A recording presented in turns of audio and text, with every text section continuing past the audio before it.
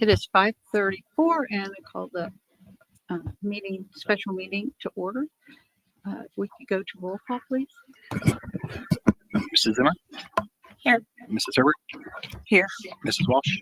Here. And Mr. Kirsten? Here. And Ms. Dalberger is absent. We can all stand for the Pledge of Allegiance. Item number 3. Allegiance to the flag of the United States of America and to the republic for which it stands, one nation, under God, indivisible, with liberty and justice for all.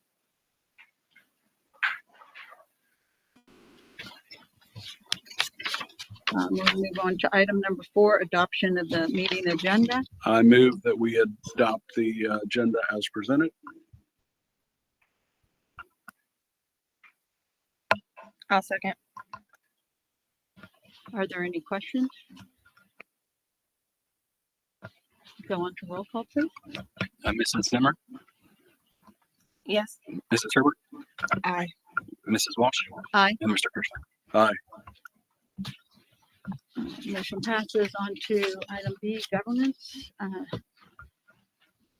The board recommends that the Groveport Madison School Board of Education approve the engagement letter for independent counsel as submitted by the independent counsel.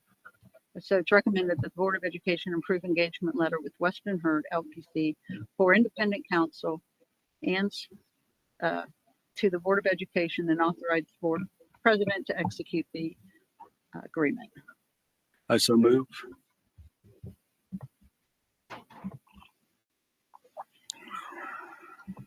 I'll second. Are there any questions? No, thank you. No. Okay, roll call then. Mrs. Zimmer? Yes. Mrs. Herbert? No. Mrs. Walsh? Aye. And Mr. Kirsten? Aye. I recommend that the Groveport Madison School Board of Education enter into executive session to consider the investigation of charges or complaints against a district employee or official pursuant to ORC 121.22 G1 and to confer with the board's attorney concerning disputes involving the public body that are subject to pending or imminent court action, if applicable pursuant to ORC 121.22 G3. The board further acknowledged that no formal action or vote will be taken in executive session and that any subsequent board action will occur in open.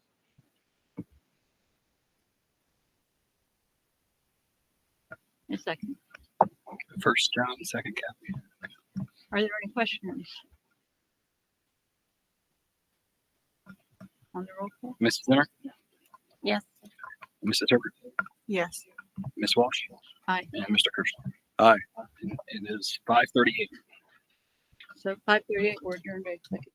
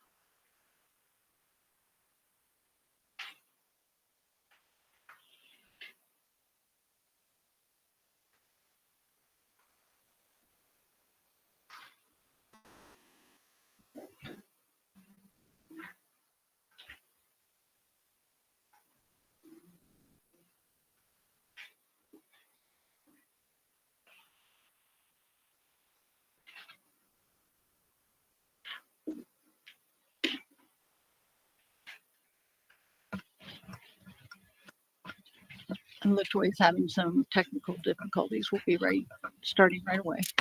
Actually, because the special meeting was early, I didn't have an opportunity to set it. So no technical difficulties here. All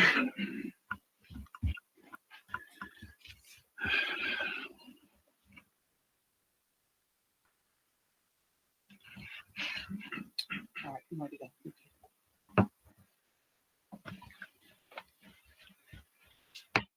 It's 6:36 and call the meeting to order. Adam, could you do roll call, please? We have to close after this. Do we not have to end the special meeting? Oh, I'm sorry. Thank you, LaToya.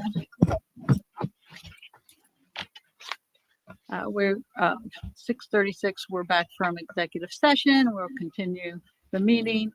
Does anybody have anything? Yes, I just want to make a note that I arrived at 5:40, as stated during our organizational meetings before 6:30. I will not be able either to attend or I will be late, but I did make it. I just want to make sure it's for the record, Mr. Treasurer. Thank you. If there's nothing else, I recommend that we adjourn the meeting. So moved. I'll second. Roll call. Mrs. Zimmer, Yes. Mrs. Herbert, Yes. Ms. Walsh. Aye. Mrs. Dumbledore. Aye. And Mr. Kershaw. Aye. 6:37. Adjourned. Okay, 6:37, and we will call to order the regular meeting. If you could do roll call, please, Adam. I got it. Give me 2 seconds. I All got to right. stop this one and go that one.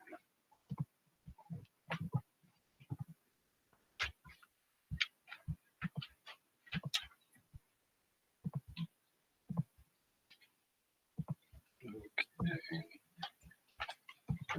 All right. Give me 5 seconds. Okay, I'm ready.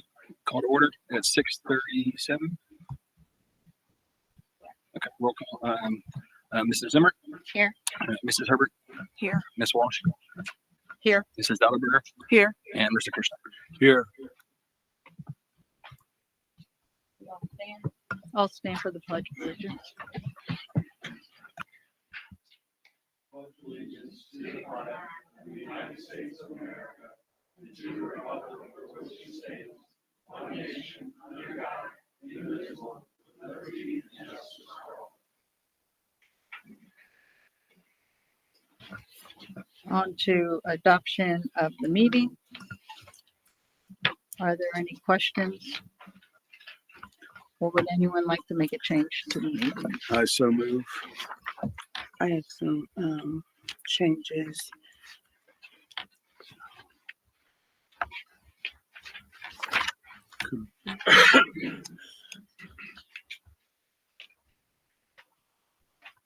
Or question. We've already voted on item. Let me get the section 1 second.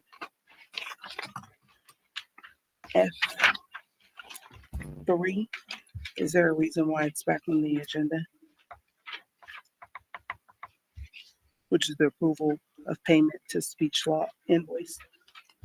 We've already voted on that, if I'm not mistaken, last board meeting.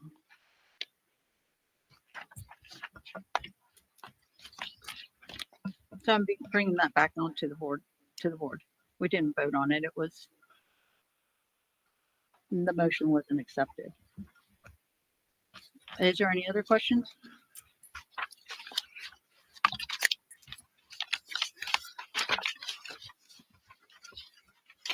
Hearing none, if you could do roll call.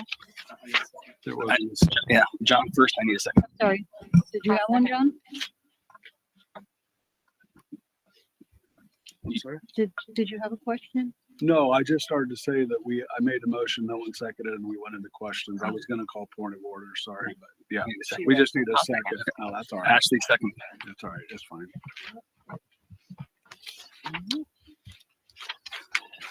Ms. Zimmer, Yes. Mrs. Herbert, No. Mrs. Walsh, Aye. Mrs. Dauberger. No. And Mr. Kirschner. Aye. On to public participation. Did we receive any? I did not.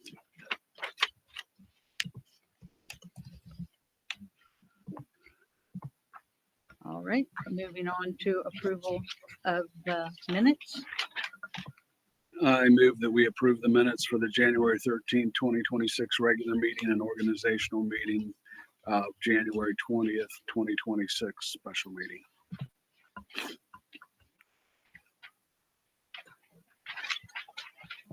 I'll second. And John first, Ashley second. Who was first and second, Mr. Hunter? John first, Ashley second. You're welcome. Does anyone have any questions? Hearing none, could you do roll call, please? Thank you. Mrs. Zimmer, Yes. Mrs. Herbert, Yes. Mrs. Walsh, Yes. Mrs. Dauberger. Aye. And Mr. Kirschner. Aye.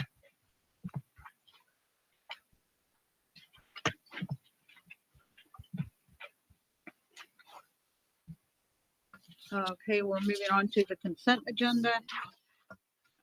Does anyone want anything pulled out?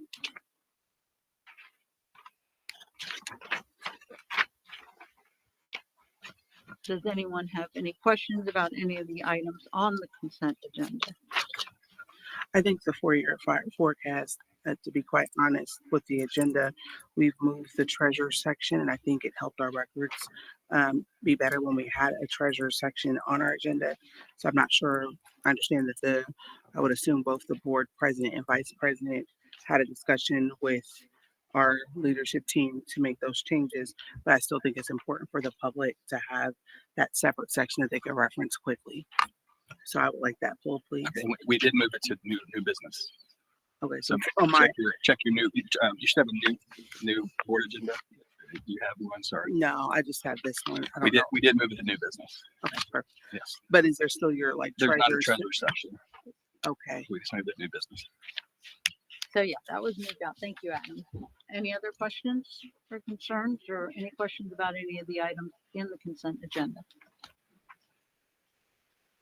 I'm sorry, did we satisfy what you wanted, Tori? As far as- yeah, it was already moved to new business, but just the other question I had about the restructure and not having our superintendent section and treasurer section, which I believe is helpful, but. I agree. All right, thank you. Thank you, sir. There are superintendent and treasurer sections. Okay, so again, is there any questions from anybody on any of the items on the consent agenda? All right, Adam, if you could do roll call. Hearing. I need a first and second. I need a first and second. Oh, I thought John did that. No. This is, I'm sorry, this is the consent agenda, correct? Yes. Yeah, so this will be a superintendent's recommendation, is that true? Yeah, thank you. The superintendent recommends the Board of Education approve the consent agenda items as spelled out in the consent agenda heading and all of the items D1 through D6. I so move. I'll second. All right, can we have a roll call, please? Mrs. Zimmer, Yes. Mrs. Herbert, Yes. Mrs. Walsh, Yes. Mrs. Donner, Aye. and Mr. Kirschner. Yes. So we will skip item E since nothing was pulled out and move down to item F, old business or unfinished business. The first item is the program of study. This is a discussion item, not an action item. As a first read tonight, you have the attached draft that shows the changes and then the actual draft program of study. If you'd like to have further discussion or if you have questions, we can have Mrs. Morbiser come to the podium.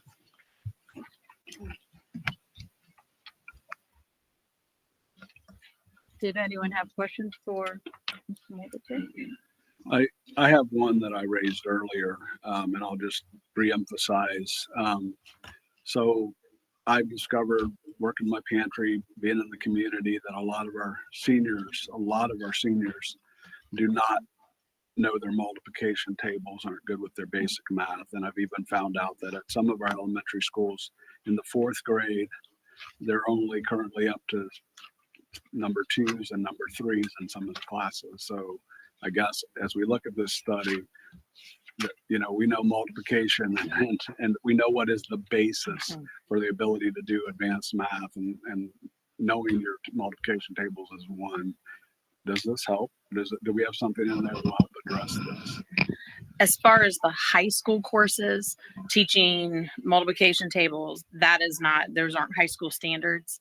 In fact, with state testing, every state test starting in the 8th grade will allow a calculator. And so teaching the multiplication tables is not something that those high school teachers are going to spend time doing, because they do have the high school standards that they have to cover.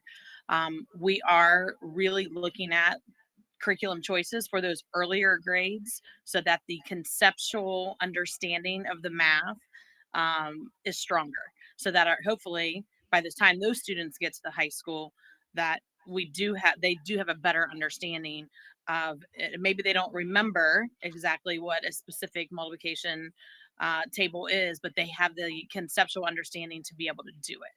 So we are looking at curriculum that really doesn't just require that memorization, but to understand the math behind it. Okay. But do these high school courses specifically address multiplication?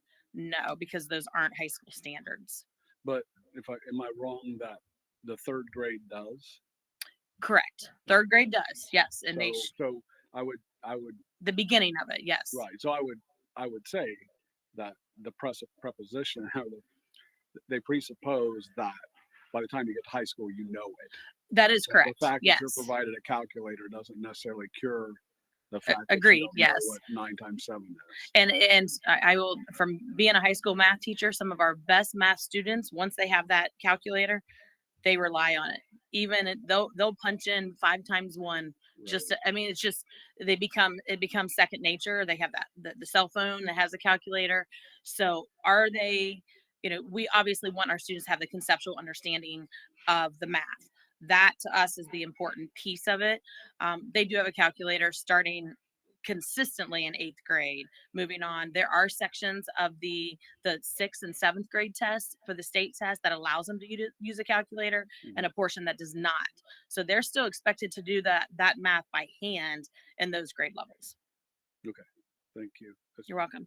And I can print off for you or send to you the state standards to show you when each grade level, when that multiplication and division, the work with fractions and decimals come into play, so you can see each grade level when those apply, if that would be helpful.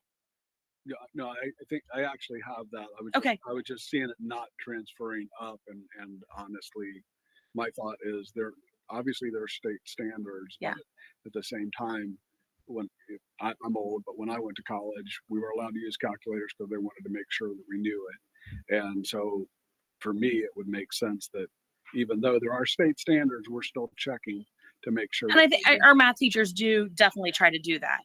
But they do know that they have an algebra curriculum that they have to get covered, a geometry curriculum. And so it is difficult it's not one of those things that they want to go back and start from the beginning, especially when they know that the Right. students have a tool. Understood. All right, thank you. You're welcome. Any other questions with program studies?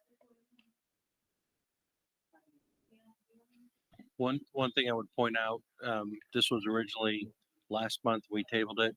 So we're planning on bringing the second read and approval next week at the February 10 agenda. And I said I don't have any questions at this time. Okay. But thank you so much, Carol. You're welcome. 2 questions. Yeah. The reading fundamentals course that you're bringing in. Yes. Is that designed to move kids up that might not potentially be fully ready? Yeah. So the reading fundamentals course that was added, that was not on the January, in the January program of studies, we are seeing, and I think Mr. Kirshner, you brought this to, you brought this to light in concern of the number of students entering the high school that are struggling readers. And these are struggling readers who may not be special ed students who also get that support from their intervention specialists. These are students who are struggling. It will not count as a reading course, but is to give them that support in learning some of those foundational skills, because if they can't read, they're going to struggle in every single course. So this is a freshman specific course, and we're going to use state test results and even some common assessment data from this year to look at who are those students coming into the high school who are struggling readers, and give them some additional support their freshman year. Okay, that makes sense. And then for the career technology education classes we're bringing in, are we getting additional funding for those? Do you want to the CTE classes? Do you want to talk on that? The funding? I will let him talk about the funding. I have some questions, so don't get going. Okay. Yes, the question. Are we going to be getting additional funding from those classes? For which classes? The extra, the technology education classes that we're putting in for the Carol, are trades. those the CTE We classes? didn't add Those are any CTE classes. CTE classes. Those are the No. So this is we not a added CTE question. CBI classes. Oh, I must have misread that. Oh, yes, let's talk about Then that. disregard. okay. So we do get funding for CBI. So Okay. CBI is career-based intervention. CBI is intended for students who would be identified early. You identify students who are at risk, and it could be economically at risk. It could be academically at risk. What we would like to do is identify those students as early as 8th grade, because you certainly are allowed to. And then we do get, as we build a CBI program, we get funding for every student in the program. Do we know how many are going to gravitate towards that? Pardon me? Do we know how many we're anticipating enrolling in those classes? We're looking, as we build this, we're aiming for 50 in the first year. Now, those students could be in 9, 10, 11, or 12. I recently had to change our CBI application. We've had one on file. It's been approved already, but I had to change it because it was only allowing for 9th and 10th grade students to be educated through CBI. So now it's 9 through 12. And it also, I had to make sure there were 2 courses in there. The actual experience course, that's working outside of the school or working within the district or working in any capacity. There's 6 different kinds of categories that students can work. Even unpaid internships or apprenticeships, those kinds of things qualify too. I also had to make sure that there was the actual classroom component inside of our application, and we have that now. Thank you. You're welcome. Okay, I have a couple questions here. For the math for trades, does that Yes. satisfy the math graduation requirements and align with the state standards? That's a great question. So we are actually in, so Chad Gibbs at the high school, and he is aware of a course, and I believe it's Licking Heights, of a course that math for the trades. I've reached out to them for their syllabus. What exactly are they doing? Here's what we need to look at. We can offer this in one of 2 ways. It could possibly be a math credit, unless it has to be coded the same way of the course that we are already offering. So, for example, we offer MMR, mathematical modeling and reasoning. That would be the course that they take before that. If the course that Licking Heights is offering, which is the one that Chad Gibbs is interested in, is coded the exact same way, we cannot give a math credit for it for one of their 4. However, we could offer it as an elective. And I think that's where I think they're still interested in still providing that to the students, because it's very applicable to what they're doing. But we need to make certain that EMIS code is correct. So we're in the process. I've talked with Chad.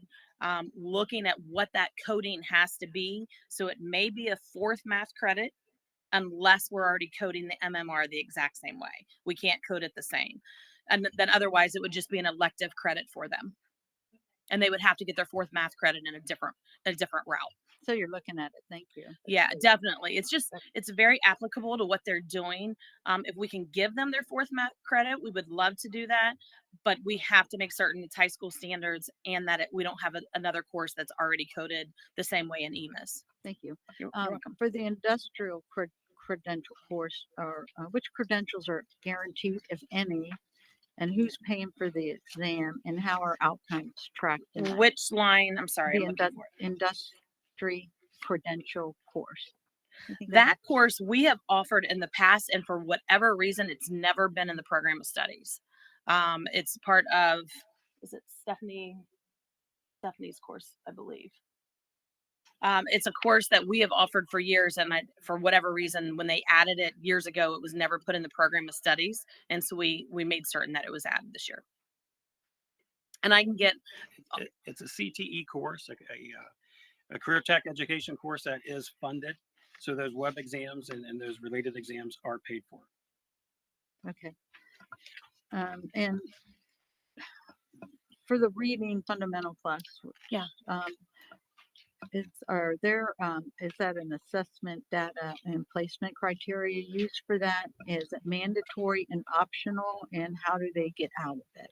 It would be optional. I think it would be conversations with the guidance counselor and the administrators with the parents. You know, let's say they look at state assessment data and common assessment data from our previous courses. And if they see those students are continuously struggling, not being proficient on state assessments, this is something that is completely optional for the parents, but it would be beneficial for the students. So I think that's a conversation. It's not a graduation requirement. It is merely an elective to help those students. So if parents said, I don't want to do it, I'd rather take an art class, then, you know, that's something that we would hope to advise. However, it is their option. It's not an English credit. It's something to provide assistance. And if we have some more questions, can we send them to you? before the Absolutely. next meeting? Absolutely. Okay, great. Yeah. And the one piece, I think you asked about some of the CTE. The CTE the classes weren't new, but the teachers did change the order of a few of their courses. So those are listed on there. They're not new, that just the order was changed from year to year. But yeah, if you have any others, just send them to my way. Thank you.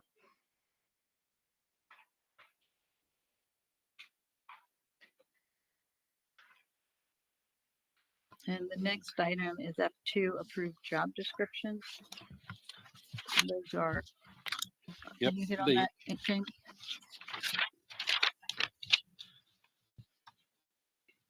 The superintendent recommends that the Groveport Madison Schools Board of Education approve the attached job descriptions for the systems administrator and technology integration specialist.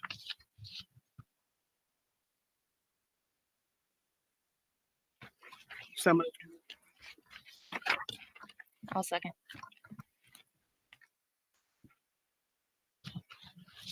This was a carryover from the previous meeting. The board asked for additional information, and that report was included with this with all the details, facts and figures. And so I guess I would open the floor for any questions. So I want to say that I did not get my board packet until I walked in the door here today. So I didn't have the response to any of those questions. And without the material in advance, I'm not really prepared to proceed with the discussion here. I'm not sure. I just don't have time to review that right here while we're sitting. Mr. Som, do you want to come up and give us a quick overview?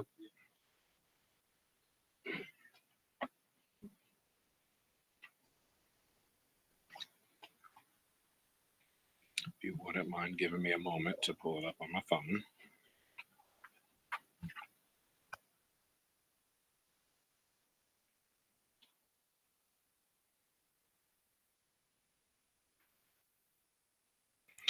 Okay. So there's a summary on the first page of the already provided information, and I tried to go through and as best I could answer all of the questions that were in here. I'm not sure what pieces and parts of this are okay to talk about publicly, so I'm going to do my best. The funding source is going to be coming from the general fund. It would be effective January 1st. Is a permanent change. Organizational chart I will go over in a moment. Current staff is myself. Caitlin Roos is a currently tech coordinator curriculum. Bradley Mason's systems administrator. Brian Shade is a tech coordinator, computer technician. Juan Cordova is a tech coordinator, computer technician, and Todd Gray is a tech coordinator, computer technician. So we have 2 specialized positions and the 3 techs. For the organizational chart, they all report to me. Sysadmin role does have some day-to-day direction to the team. And as for the justification, in addition to the information I've already provided, our job duties have grown dramatically over the last couple of years. Some of the things that have changed have been House bills and Senate bills that have added to our work for data agreements and cybersecurity are the 2 biggest ones. The curriculum technician has taken over countless new online curriculums, integration and management, onboarding new staff, and this also adds instructional tech professional development for our staff. She's a former teacher. She's a great tech, and she last year provided PD to staff as a resource outside of her current job duties as a stipend that was not effective for our staff. They don't want to go to PD at 5 o'clock when she's off work. The feedback from our staff was that they want her as an available resource during their workday, and that also provides them the opportunity to have one-on-one tech PD for our specific technology in the district. I've mentioned most of Senate Bill 9 adds cybersecurity plans and requirements to our schools, which is a heavy load on myself and the systems administrator position. We have added countless infrastructure monitoring. We have upgraded all of our switchgear and our Wi-Fi with a bunch of monitoring. We have added WDS servers and WSU servers. We've added camera servers at every building, and that all slave back to here. These are just some of the things that have grown in that realm.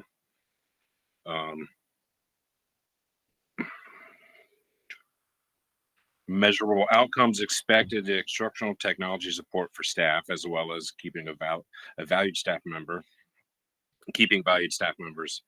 I also provided in an email earlier I think in December, a spreadsheet that had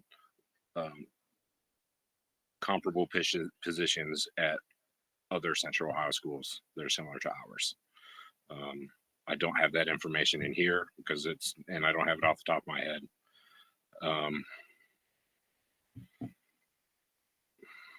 Any alternatives considered? We don't have enough staff to reallocate our current job duties. I did reach out to one of the vendors we worked with closely and ask how much it would cost for a systems administrator to fill in should this position be vacated, and it was like $1,400 a day. It was $150 an hour, I think, for that. And then the rest of this document, costs included in the current budget. Yes, we feel that the costs are minimal, and we definitely feel that it would be more expensive to refill the position. And the job descriptions have not changed from the previous meeting, correct? That is correct. And one of the questions that I did see when I watched that meeting, I'm sorry I wasn't here, was the requirements for bachelor. And I don't remember who it was that mentioned wanting or equivalent experience in there, but that is in both job descriptions. So it was me. I saw that. Okay. Thank you. Cool. And then the rest of this document is attachments. We have the DSC salary schedule, the job descriptions, and then I have the org chart, but that's just everyone in the department reports to me.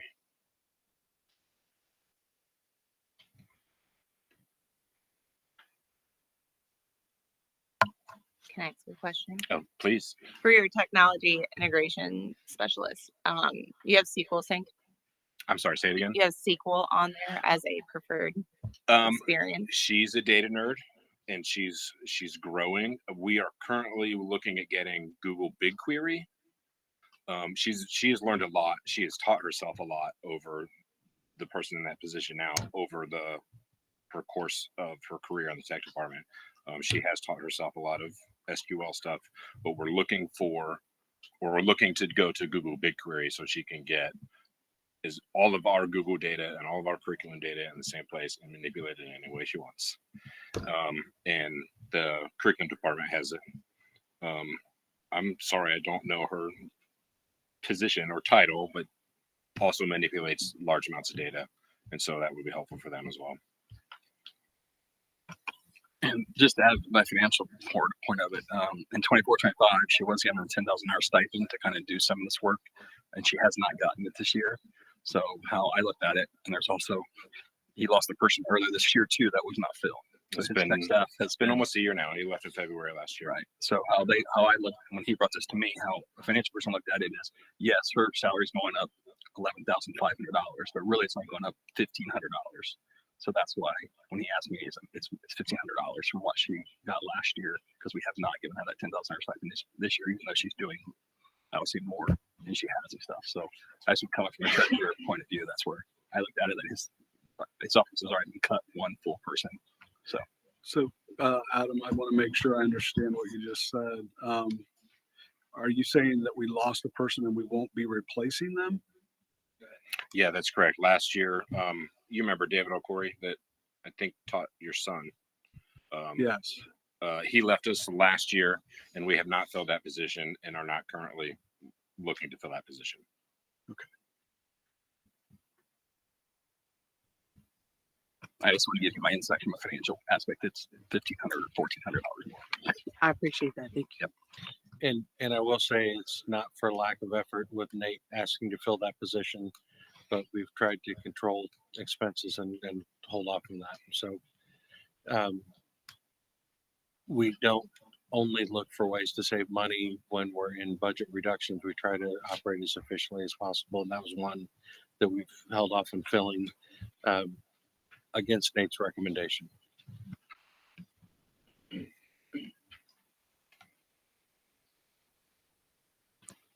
Anyone have any questions? John? No, that's all my questions. Thank you. None or Ashley?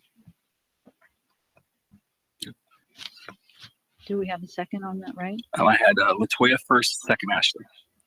All right, do roll call, please. Okay, Mrs. Zimmer, Yes.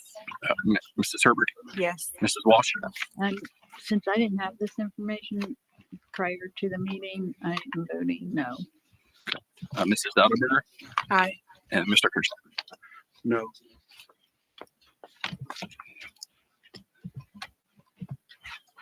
On to three, approval of payment of speech law.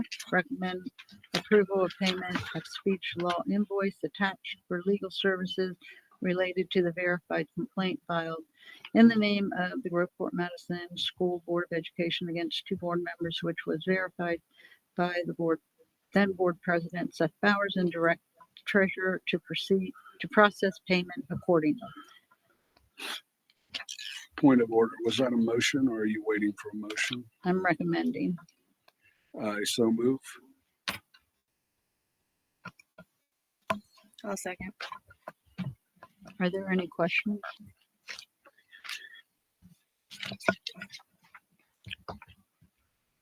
Just a quick question. At the time that this was set up, it was prior to, when did you receive the invoice? Because it was prior to my time starting. The date on this is 11/01/2025, and just a compilation of a couple I've sent some to Adam and Was there a reason that it wasn't presented to the board at that time? I thought Adam was going to do that, so it was just a administrative problem. Is there any other questions?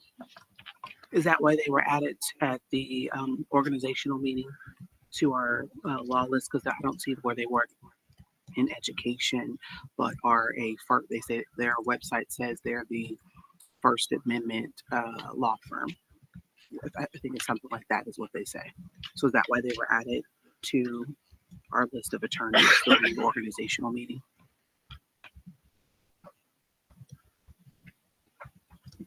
You're going to have to restate your question. I'm not sure I understand. So speech law has not been a attorney, was not on the list originally, and they were added at our organizational meeting. So I'm asking, with this invoice now being a item on our agenda, is that why they were added? No, and would you allow me No. to speak to that, Mr. President? I asked that they be added because just like Oregon law, who was also not involved in educational law, this was in defense of they served in defense of what I consider an individual board member attempting to silence us and take away our First Amendment rights. And I thought they would be an excellent firm to engage, since they are known as speech law and consider First Amendment rights when we're looking at our board policies, so that going forward, hopefully, board members don't feel emboldened to repeat those expensive actions of the past. So are there any other questions? So you could do roll call, Adam, please. Okay, first by John, second by Ashley. Ms. Zimmer, Yes. Mrs. Herbert, No. Mrs. Walsh, Yes. Mrs. Delaberger. No. And Mr. Kershaw. Yes. And now we are on to item F, board policy reviews, BBA, BBAA, BBF, BBFE, BBG. This is the second read. And the board recommends that the Groveport Madison Board of Education approve the attached board policies. I so move. I'll second.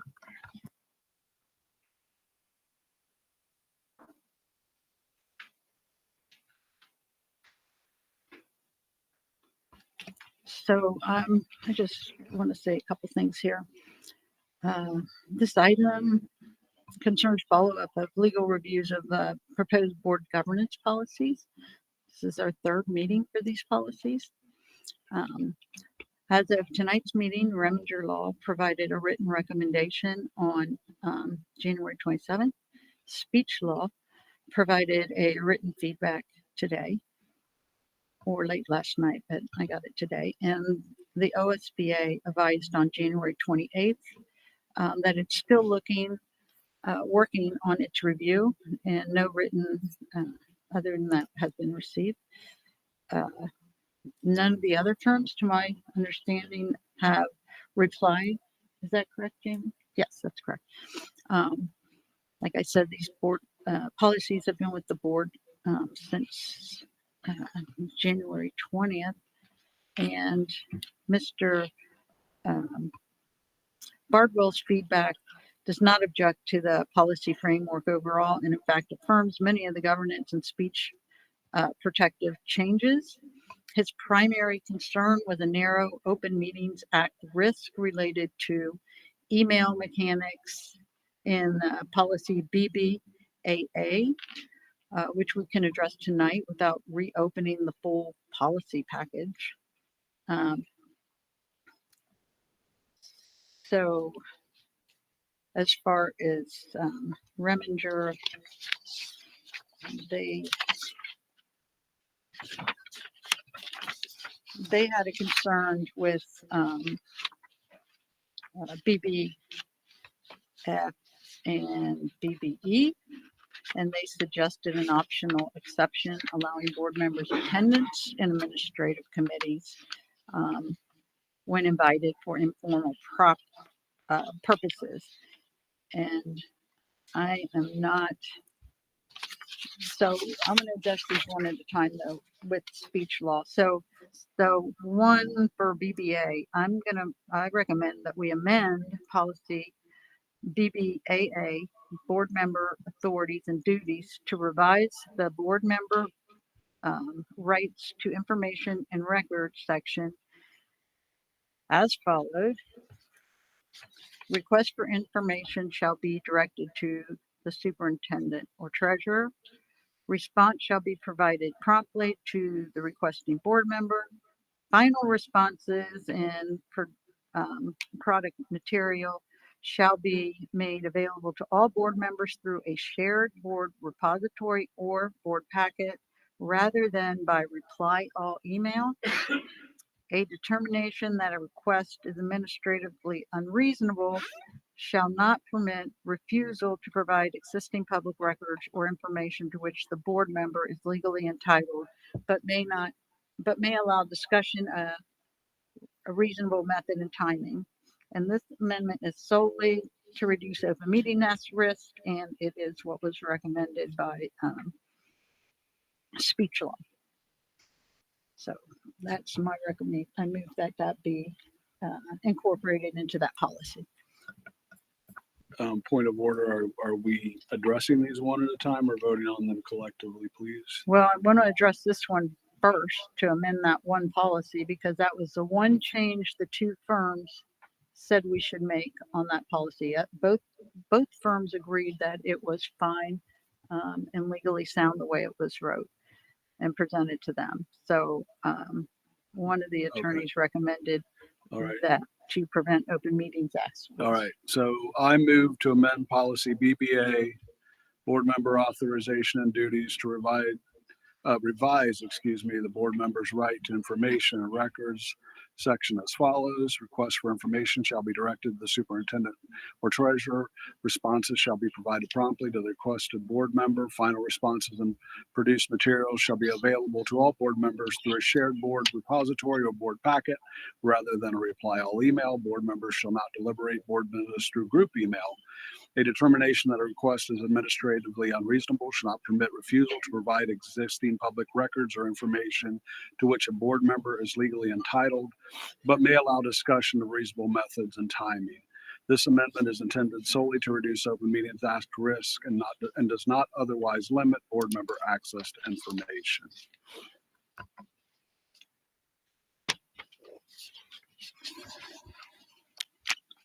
A second.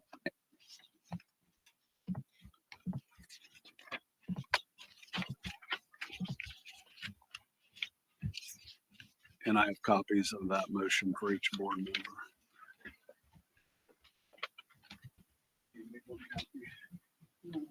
And that's just for BB.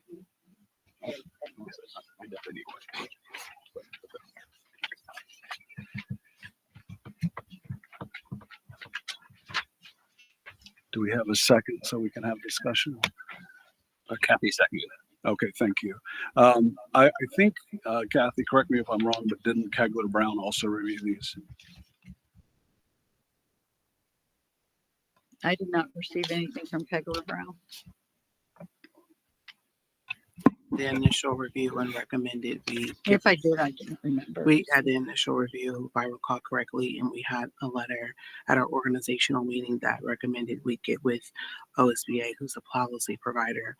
However, I see that we have information from speech law, who also participated in public participation as well, and we just paid that invoice. I think that's interesting to note. But we still have not heard from our policy provider unless it seems that there's been conversations to switch our policy provider at this time. I agree. I think it would be good to hear from the OSBA. My point in making the motion is that I think this is an improvement of the policy, and that if we get additional, or as we get, not if, as we get additional information from the OSBA, we can amend the policy. But it would be better, in my viewpoint, to have this policy in place than to have what we have now, and then make changes as the recommendations come in. And I guess the other part would be we're supposed to have things 48 hours in advance, and we just got it today. And so changes like this to compare and not have everything to then make a decision, which is still been the basis for most board members on this board. I'm not sure why we're not considering tabling that so we have enough time to review the information that you provided us today. And I'll add that I did not get a packet at all. Even though it was mailed. I'm speaking to the email did about not this. either. No, I Okay. understand. Yeah, I'm just saying, I'm just chiming in to say I as well did not get a packet. And not only did I not get a packet 48 hours in advance, I didn't get one at all. So So- I'll make a motion to postpone item number 4 of these policies into the next board meeting. Second. So we have a motion to amend. You'll have to wait to make that until after we remove the motion to amend. So are there any more questions regarding it's out of order? So are there any more questions? You want to make them, are you asking to postpone the amendment? I'm asking to postpone item 4, which is what I Okay. stated. So is there any more questions regarding the amendment? And I had to comment because based on the conversation, both attorneys made comments, and neither one of them, this is the one problem. The other attorney did not have a problem at all. So I think amending it would be a good thing to do the Open Meetings Act. So if there's no more questions, Just a statement, like as far as the speech law portion of it, it seems to be a conflict of interest being that they have a pre-existing personal relationship with current board members. Like whoever we get that provides legal counsel should be completely independent and impartial. so I appreciate that comment, but we need to stay focused on the amendment. We are, you So- stated that they made a statement and I'm just saying that I cannot take their input based on the pre-existing relationship. Oh, okay. Anybody else have any questions about the amendment to that BBAA? Could you do roll call, please? Adam, thank you. And this is BBA or BBAA. I just want to make sure I get it right. It was BBAA is what Mr. Kirshner has on his amendment. That was hard to hear. That's just want to make sure. Oh, no, you're good. And then, So yeah, this BBAA. BBA. Sorry. All right, BBAA. So this is the motion that John gave everybody about BBAA. Correct, BBAA. Okay. And it was first by John, second by Kathy. So that's what we're voting on now is the amendment. Okay. Correct. Mrs. Zimmer?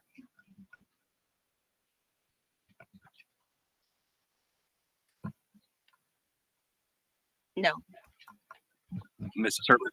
No, Mrs. Walsh? Yes. Mrs. Dauterberger? No. And Mr. Kirschner? Excuse me, I am way confused. We are voting on Latoya's amendment. No, sir, we're voting on your We are amendment. voting on the amendment to BBAA, your motion to amend BBAA. Thank you. And could you recall the vote for me, Adam? Sure. Mrs. Zimmer? No. Mrs. Herbert? No. Mrs. Walsh? Yes. Mrs. Dauterberger? No. Okay, so the reason I'm confused is because Latoya made a motion to postpone, and I believe that is a higher order motion. I was told it wasn't by Madam Chair. Yeah, but I believe your motion, Latoya, is a higher order motion. And so I believe that roll should be called first. So to that, I'm going to abstain from this vote.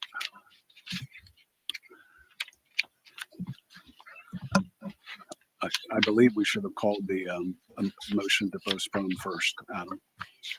Yes.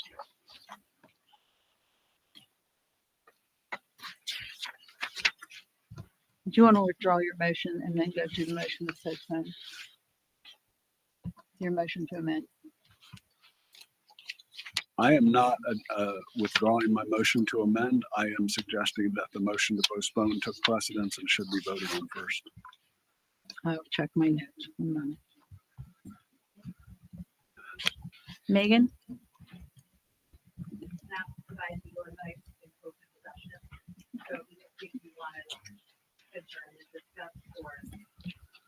Thank you.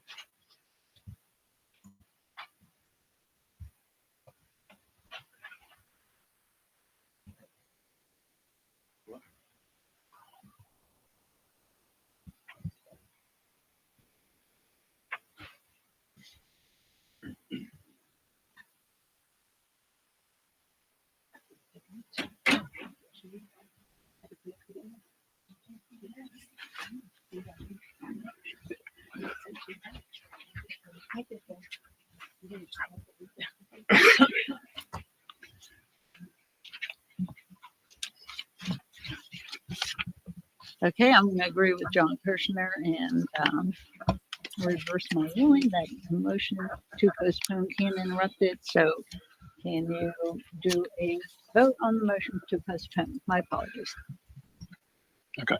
And the reason for postponing is we don't have all the information that we need per the last request. At least that was my reason for the motion to postpone.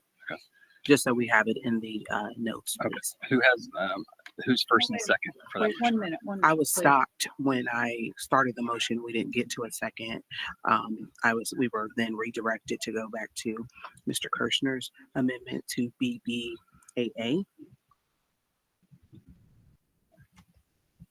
Am I mistaken? I thought that your motion was seconded. I was stopped. That's why I'm saying, Madam Chair, Ms. Walsh stopped me. Oh, We were- Deanna did not second. We didn't get a chance. We didn't get that far. I'm We just sorry. accepted I'm it. sorry. My mistake. So do we have a motion now to postpone item 4? And then Latoya's first. Do I have a second? I'll second. Okay, now, is there any discussion on the motion to postpone? I just want to clarify that there was an email asking for questions on this, and I'm the only person that responded. So just letting it out there, like if we want to shorten these meetings, get on board and start asking these ahead of time. This is ridiculous. And that's why I said, Ms. Zimmer, I was asking to postpone because of the information that was provided just today. I don't know. Who's the email for questions from? Adam. When was that sent? It was directed by Ashley, an organization meeting, and I sent out, I think, within 2 days. Yes. And everybody got it. So I'm sorry. I think your mic might have been turned off, Ashley. I couldn't tell one thing you said. Could you restate, please? I said we've had these policies for an extended amount of time. We were asked for questions to be provided, and no one did. Only I did. Yeah. So we should ask them ahead of time to avoid drawn, long out discussions that are not necessary like we're having now. And Yes. I just want to make sure that everyone understands my motion and position was based off what's in the notes from the last meeting, that we were supposed to have an update from OSBA. Plus, we just received this email in regards to another law firm providing guidance that we did not have time to review. So it's not about not asking questions, at least from my end. Just want to make sure that's clear. And thank you for submitting your questions, Ms. Zimmer. So I'm sorry. I think part of that delay was from the point of us making that request to the point of that request hitting the OSBA, we lost quite a bit of time. anybody else? So my take on it is yes, the OSBA has not got back with us, but even, and I agree with Ashley that these questions are, she sent out questions, they were sent in and you got replies for your questions. Is that correct, Ashley? Yes. And so this has been out there. We had 2 law firms say there is nothing wrong with the policies as wrote. They suggested a couple of tweaks, but they said they were not required. My thought is that we go ahead and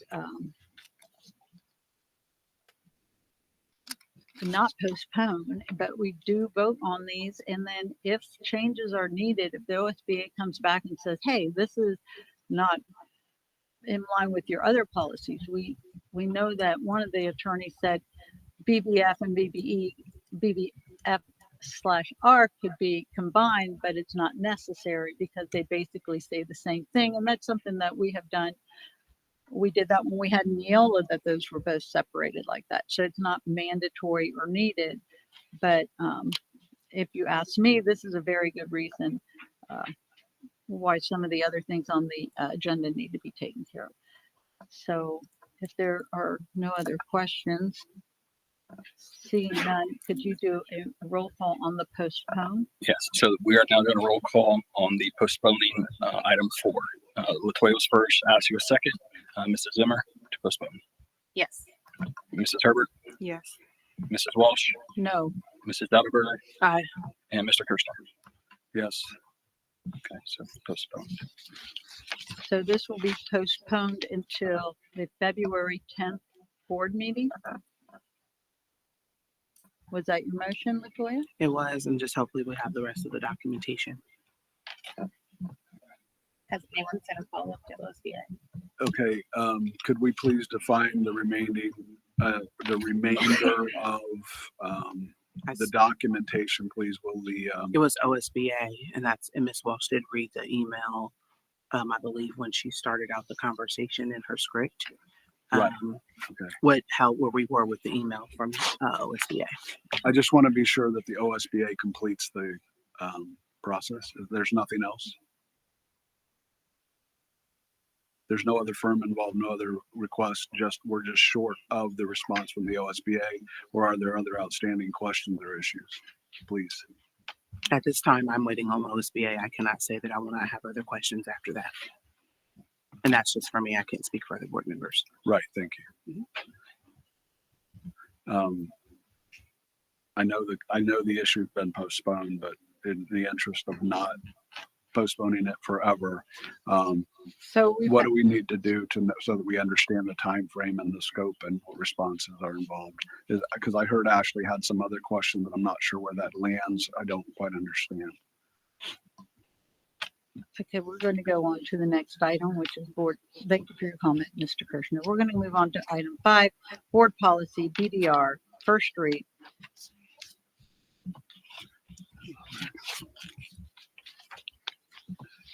I would like to do a motion to postpone this as well because we are also waiting on OSBA for this policy. Second. Could you restate that motion? No. A motion to postpone because we are waiting on a response from OSBA as well on this. Any questions about motion to postpone until February 10th? Yes, I have questions. Will we be saving time? Is that the will of the person making the motion, that follow the remaining policies as well, so we don't have to do this on every one at a time? Or is there specific policies that we feel can be passed and others that need to wait from the OSBA, or is it all in one, please? Any that we're waiting on the response from OSBA. So could I amend the motion, Ashley? Are you saying that you would like to postpone all of the policy discussions until we hear from the OSBA? Yes, any that we are waiting on. All right, I amend the motion to reflect that we're moved to postpone the remainder of the policy discussions until we have a response from the OSBA. I'll second. So, yeah, that is the only other policy. So all the policies are going to be until we hear from OSBA. Correct.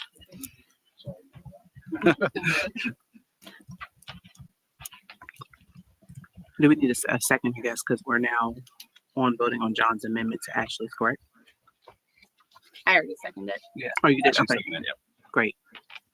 I didn't hear you, sorry. Okay.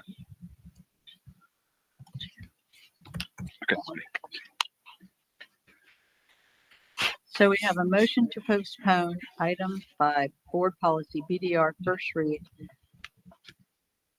until the OSBA reviews it. Correct. Adam, could you take roll call? Mrs. Zimmer, Yes. Mrs. Herbert, Yes. Mrs. Walsh, Yes. Mrs. Dudberger. Aye. And Mr. Kirschner. Yes.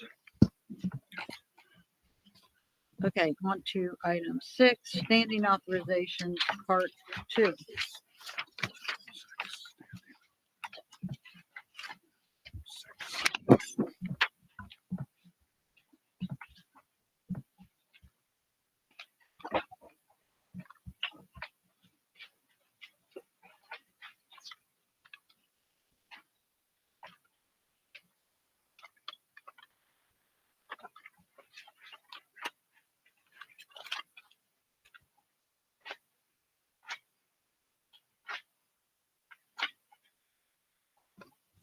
I'm not seeing that document in the board packet, but we all have seen that document. Both, oh, there it is. I'm sorry, I found it. So,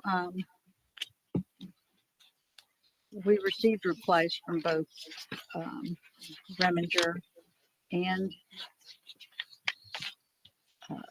Brian Bardwell and was it Brian Abshire and Brian Bardwell, I believe are in the name. On the standing authorization, and they saw no problems, either one of those law firms, with part 2. So I recommend that the board approves the standing authorizations part 2.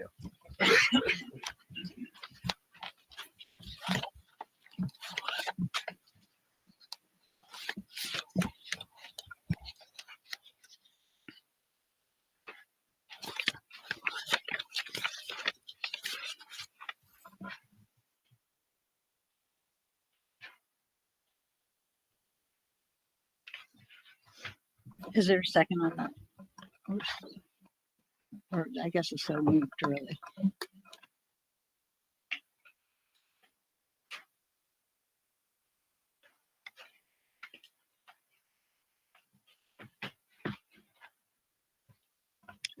Are you waiting on a second? I'm sorry. Yes. Yes, second.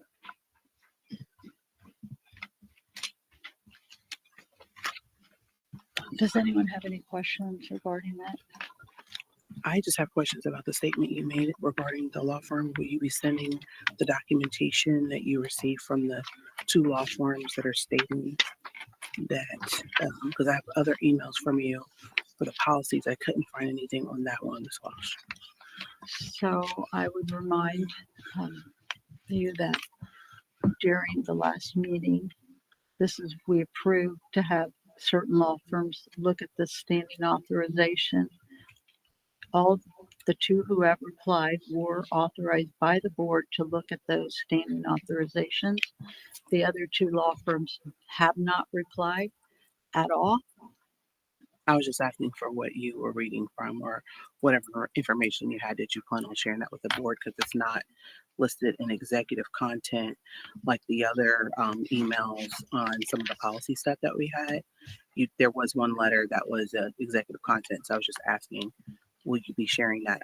I'm asking you for a copy. Those That's what I'm letters asking. are the same. It was included in the same letter that we received from both law firms. This was also included in those documents. So the one from speech law that we received today, is that what you're stating? Because I Yes, glanced at it. yes, just- we did receive it today and or late last night, and he said he sees no problem with that. I mean, that's pretty cut and dry. Both of them said they're legally sound and there's no problem with those.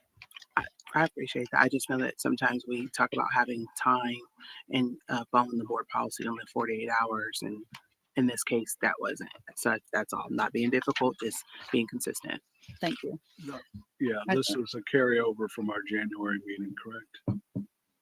It is, but new information was provided this morning, Mr. Kirshner. I'm going back through the letter now. I didn't see that when I read it for the policy pieces, but Ms. Walsh is stating that the letter we received from her, from Mr. Bardwell, addresses the standing authorizations as well. Yeah, right, but there are no, there are no amendments from our January meeting. Is that correct?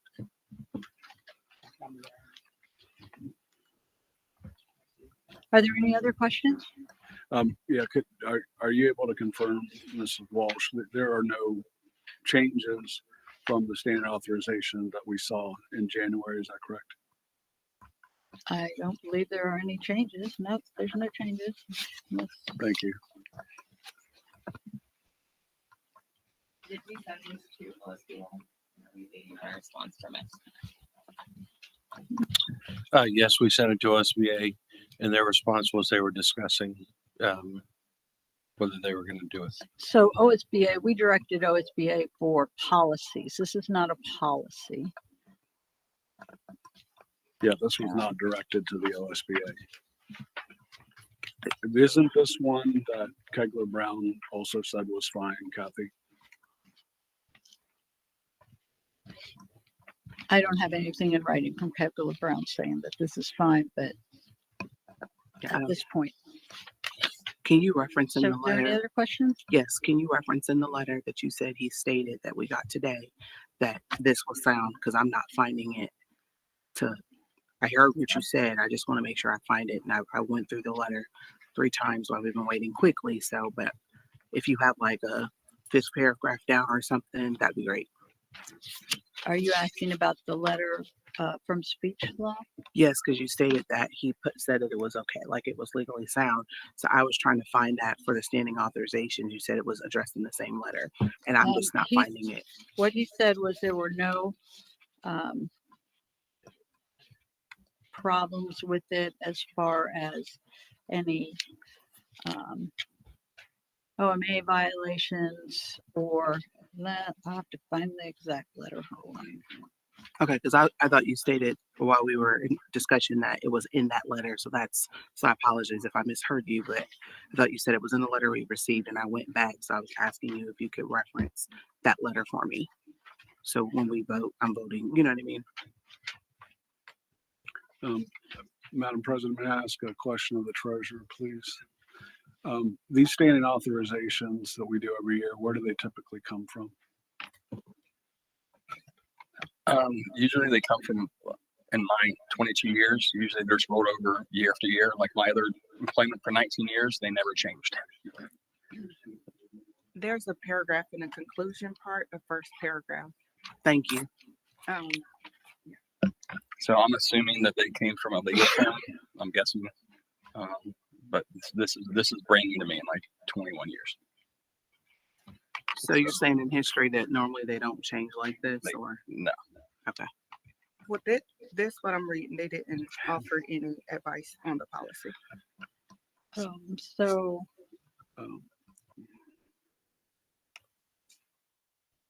So his statement says in the last conclusion part, and if we can add this to the board notes from speech law, it says, I also received copies of policy BDR, policy BBG, and the 2026 standing authorizations, but did not receive any documents indicating what changes to those documents have been or are being proposed. I therefore cannot offer an assessment on the effect of such changes, but an initial review of the documents as presented did not raise any serious red flags with respect to speech or transparency issues.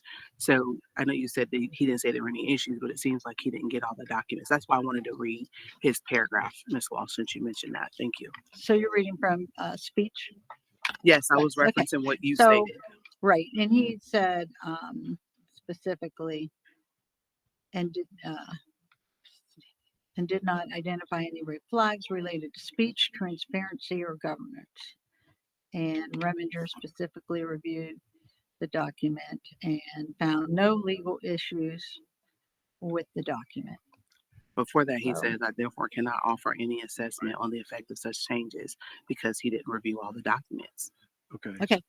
I still, These are just to I'm help the treasurer and the superintendent do their work. It gives them authorizations, but if you would like to make another motion or amend the authorization, please do. Otherwise, if there's no other questions, we need to. I have another question. My question Okay.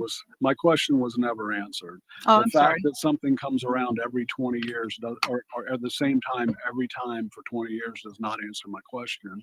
From whence does it come? And I've never seen a debate over our standing authorization. From whence does it come? Who approved it? Who created it? Anything. It's Adam, is it not the standard practice that standing authorizations are presented and voted on? Where do they come from? I don't think they're coming from Kegler Brown or law firms. Who originates the standing authorizations? And also, I have certainly seen a change in standing authorization law. I've been on this board, an increase, which was probably because the law allowed it, correct? Could be, that's why I said maybe legal does it. Just I know in my 19 years that never changed. But if the legal, that's why I said I'm assuming legal changes it. But I can check in. I can so the board wants me to contact legal. I can check in the legal about who changes standing authorizations if there's a law change. Okay, so we don't actually know. I mean, this when this comes through, how it gets put on the agenda or where it came from. Correct. Usually they just roll from year after year. Okay. Well, I will say it's board governance and it's English and we need to read it and determine whether we like the changes, don't like the changes, and from whence it comes is not really the issue.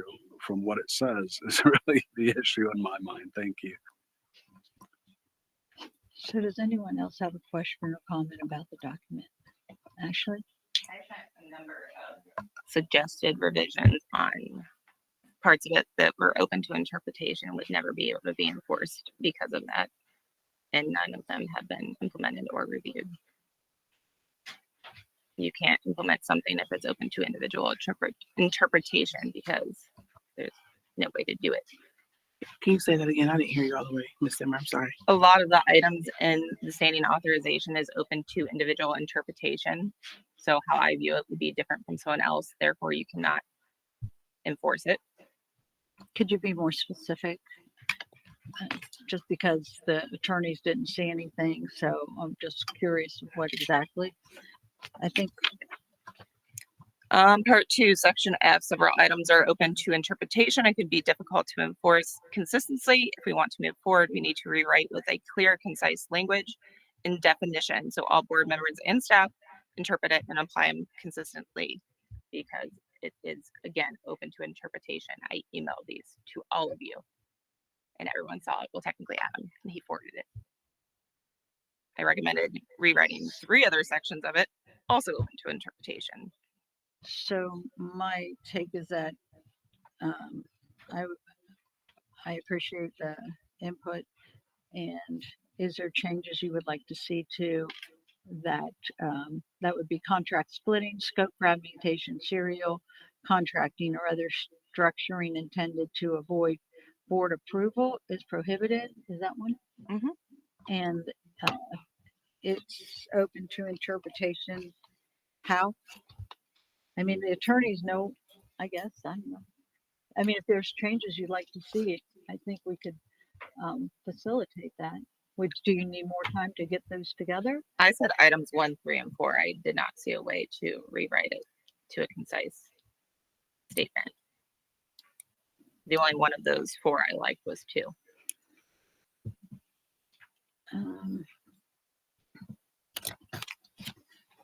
So do you see a need or do you think we do not have a need because it's already in statute, Ashley, to state contract splitting is unallowed? No, you're fine to state it's unallowed, but that would just be one item in that section. Thank you. So,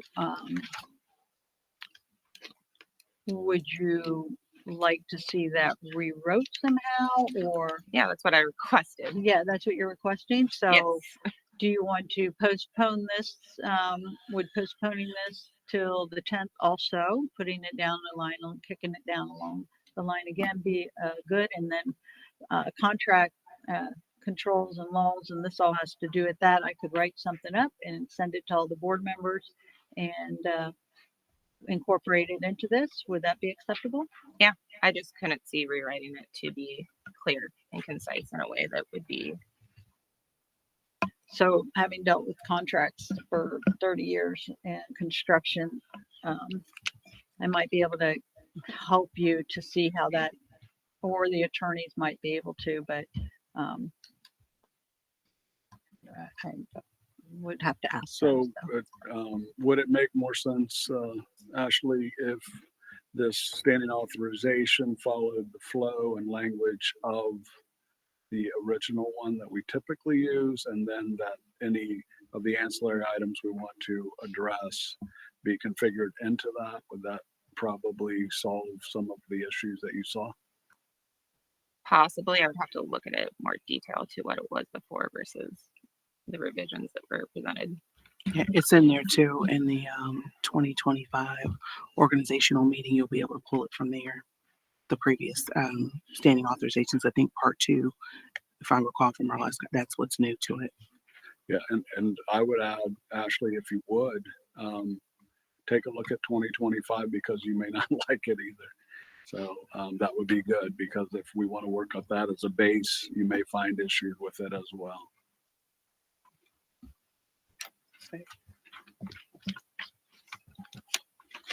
So is there a motion on the floor to postpone?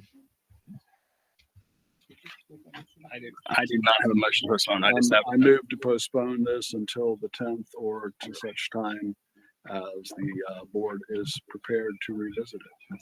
Can I add something to that? Can I amend your motion? Can we get a second first, please? And then discussion. I'll second. Thank you. Can I amend your motion now? I feel like what would be more effective is if we plan a work session where we all can have these conversations and be a part of developing these policy changes versus 1 or 2 people creating them and then we have to do this back and forth. If we're going to work together collaboratively, everyone needs a voice. So is there any more discussion on the motion?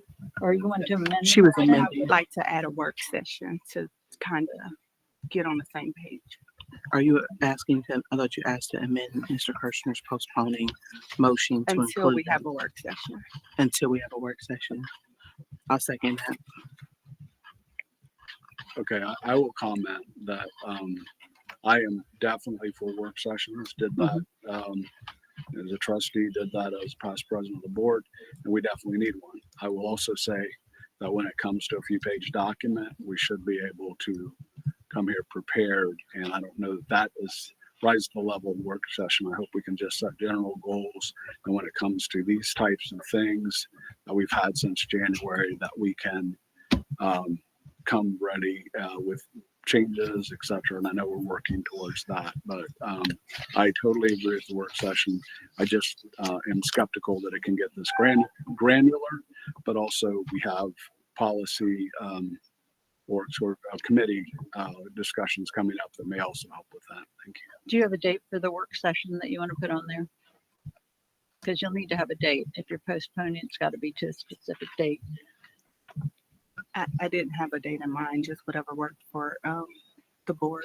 I thought the second meeting was supposed to be for that, those type of things, is what we discussed at the organizational meeting.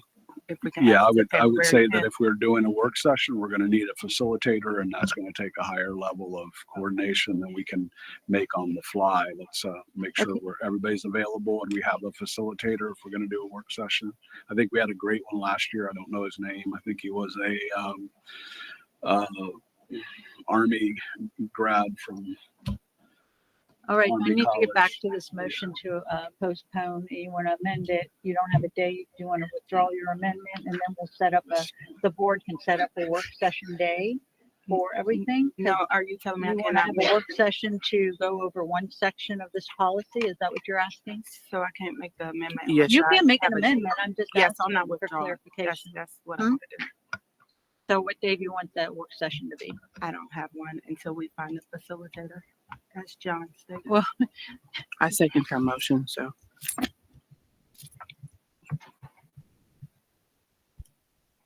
so Your motion to postpone is indefinitely? I hope it's not indefinite before we have a work Well, session. I'm We just saying, should have already Your had motion one is by out of now. order the way it is right now. You have to have a time on it, or you need to say indefinitely. So My, I my just need to motion, have one. I will restate my motion. I believe Thank I, you. I said that I move to postpone this until the 10th or until a time that the board is prepared to review it. That is my motion. And she was just amending to add to include that there was a work session with that. That's all. I'm not trying to make an indefinite motion. I trust the board will come up with their questions, it will be reviewed, and they will come back prepared. I'm just wanting to be prepared that that won't necessarily be 7 days from now. Are you happy with that motion as he rewarded it? I didn't have a problem with it. You did. So are you withdrawing your amendment to the motion to postpone? Can I ask a question real quick? My understanding is that Mr. Kirschner made the postpone motion. Miss Herbert asked to amend it to include a work session. Correct. Okay. So the date was already identified in Mr. Kirschner's motion of February 10th, or when the board can whatever. And she was just adding that we ensure we have a work session with that. So it's a three-pronged approach. You have either it's the 10th, and we've had a work session before then, or the work session's on that date is how I interpret that.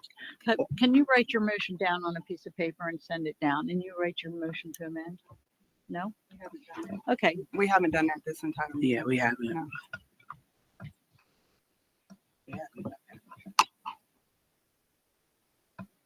the board chair is asking you to put your motion in writing, and that's the ruling of the board, a chair.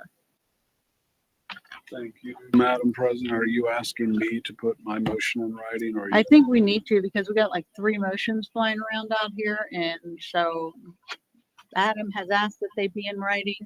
That is not an unreasonable request for the chair, according to Robert's rule. If you don't want to put it in writing, then we'll just not address that motion. It seems selective. That's Thank my only issue. Thank you. And I guess we should. I'm speech law. writing, I am moved that we postpone the vote on the spending authorizations until the 10th or such time as the board is prepared to reconsider them.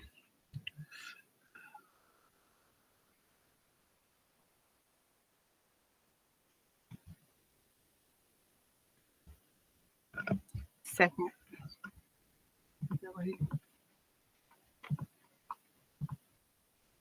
And for right now, what I have is this: John wants to postpone the motion till we can review it to February 10th. But John, once he writes it, then I can go in tomorrow and correct it. That's what I have right now. I got John first, Deanna second. Correct.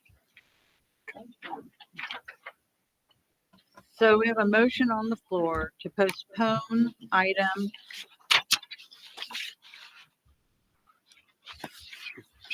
F6, standing authorizations part 2, until February 10th, or until such time the board is prepared to reconsider.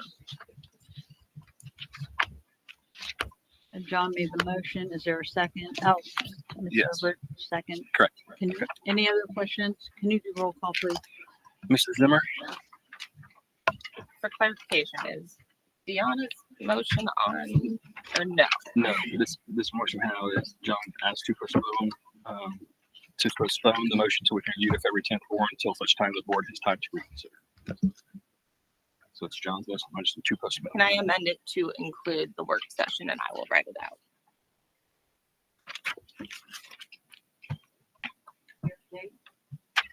Dependent on when the board can get together for February 10th, as previously stated. All right, we have, yeah, write that down. Thank you. So you may just add it to this motion. If you use this consultant, please. Yes.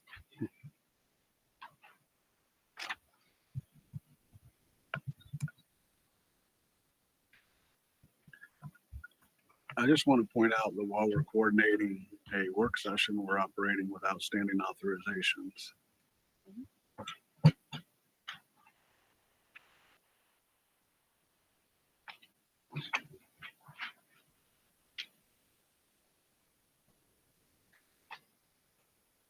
So how have we been functioning without standing authorizations?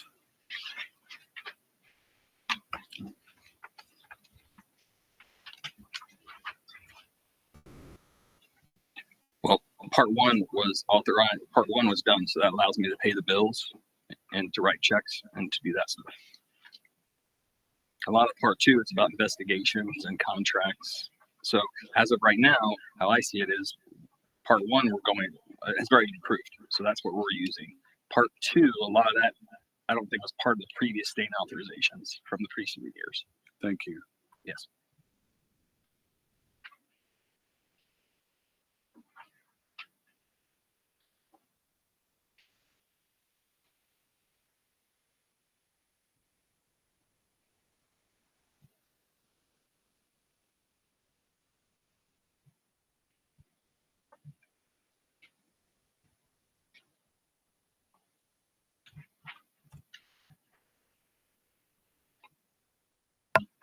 I move that we postpone the vote on the spending authorization until the board has a work session, until the board is prepared for said work session for February 10th. Are you, your motion And is to amend John's motion to read? Okay.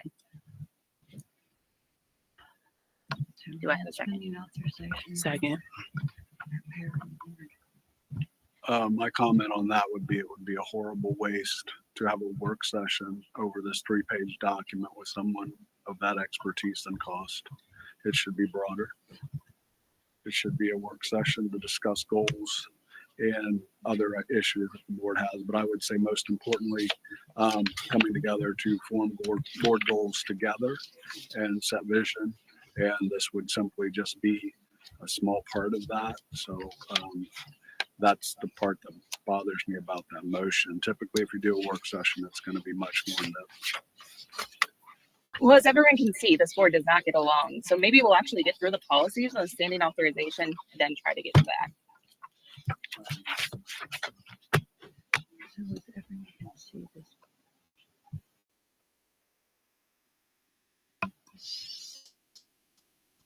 So are we prepared to vote? Are there any more questions regarding Ashley's amendment to the postponement? John's postponement.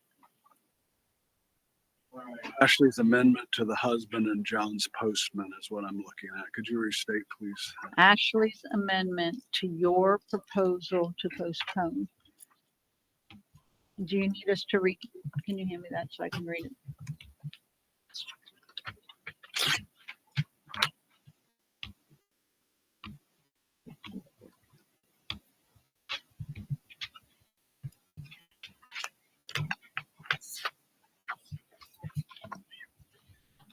Ashley would like to amend, and her motion is to add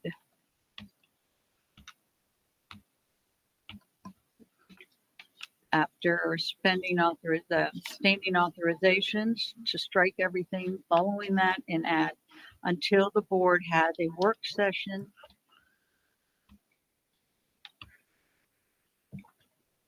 until the board is prepared for the work session or February 10th.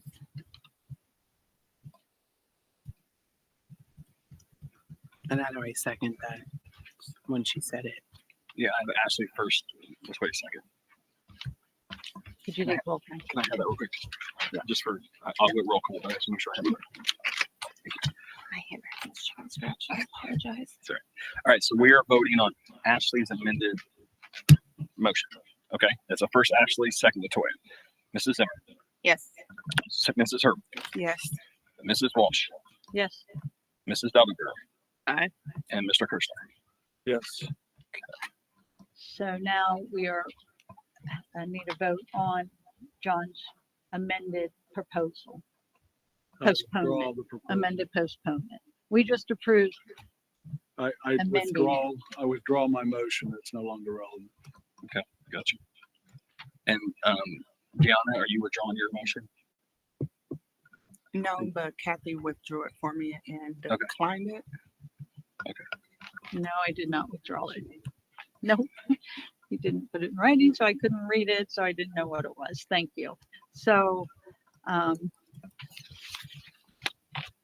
now we have no postponement on.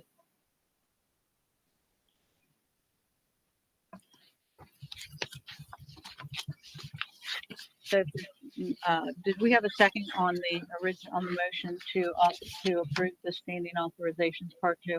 The original motion, I have a Kathy first, seconded by John. On the original one to approve the standing authorization part 2. Okay, could you do a roll call for that now? Because we didn't have the postponement did not pass. Postpone did pass. The postponement did pass. It was withdrawn.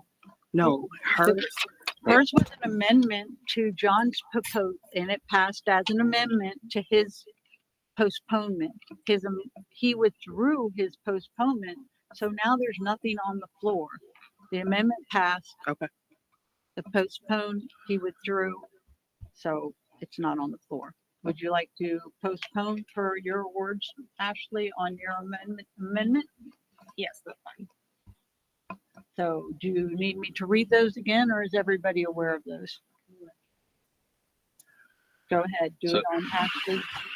Postponement. So, Yes. so this Thank you. is another motion, or is this the first motion? This is, I don't, somebody second Ashley's proposed. second. there we go. There Thank we you. go. That's right. Thank you. Yes. Ashley first, Latoya second, and then I will take this and put on there later tonight or tomorrow. Okay. All right.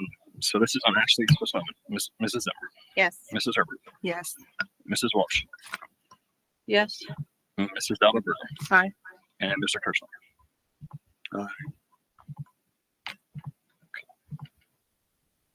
Now we still have the first motion out there, but do we need to, is that a no vote needed then on the first one? Since this is supposed well, to be. that's been postponed. It's been We postponed. need to So do I just want to make sure I can write that in here. I think both motions were motions to postpone. I'm very that. confused. Ashley made a motion to amend your postponement. It was in my mind a motion to postpone. She has changed the language. I'm going to make a motion for a 5-minute recess. I have to use the restroom. So moved. I'll second. Adam, could you do a roll call, please? Yes. Mrs. Zimmer, Yes. Mrs. Herbert, Yes. Ms. Walsh, Yes. Ms. Dahlberger. Aye. And Mr. Kirschner. Yeah.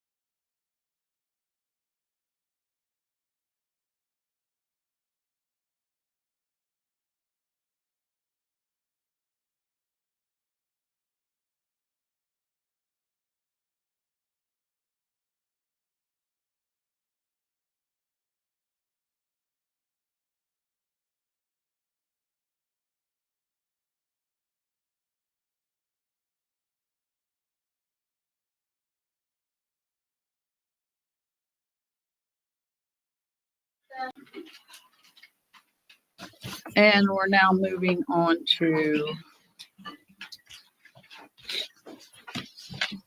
item 7, right? That's item 7, which is I recommend the board approve to discontinue and dissolve all existing standing board committees effective immediately in order to reset the committee structure and proceed with adoption of new committee framework. So move.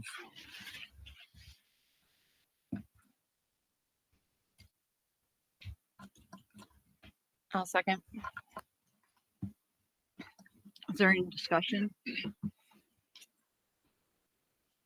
Yes, I think it's I read the document, but I do think it's a disservice for students with student advisory. I'm going to read a email and I'll get it over to you, Adam. I did follow up. Point of order. This is about board standing committees, and that is not a standing committee. So if we can move on and keep the discussion focused on standing committees, I'd appreciate it. Thank you very much. Are there any other questions about So this? I'm going to say what I said I'm I was sorry. going to say. And that is because what are we going to do with our students after break? So we're not going to pick back up student advisory or no? Because you're saying it's not standing. They're in limbo right now, coming off a break with it being a new board and a new calendar year. So just asking. So we can add that to the agenda for next week and discuss it. And right now, unless you want to make a motion to add that to the agenda now. No, I'm going to still read my statement though, and I'll still give Okay, it to thank you. Mr. Collier for the record. In the event with this continuing of existing standing board committees, because the only committees that we have had have been student advisory and parent advisory. It's student advisory at all 3 grade levels and parent advisory, which we still need to pick that back up as well.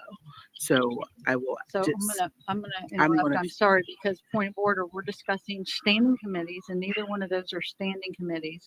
But we certainly can add those to I the have a agenda right to for next speak. meeting. I have a and right then we to can speak, discuss Kathy, them. just like you do, and you would do the exact same things. I don't know why you, when you say others have tried to silence you, you're then trying to do the same.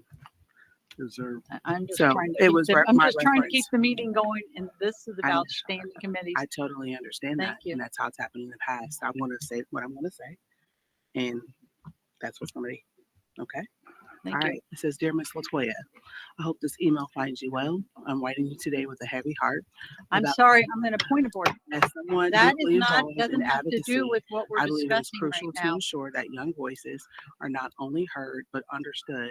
I don't understand how me reading something from a student is inappropriate when we're talking about committees.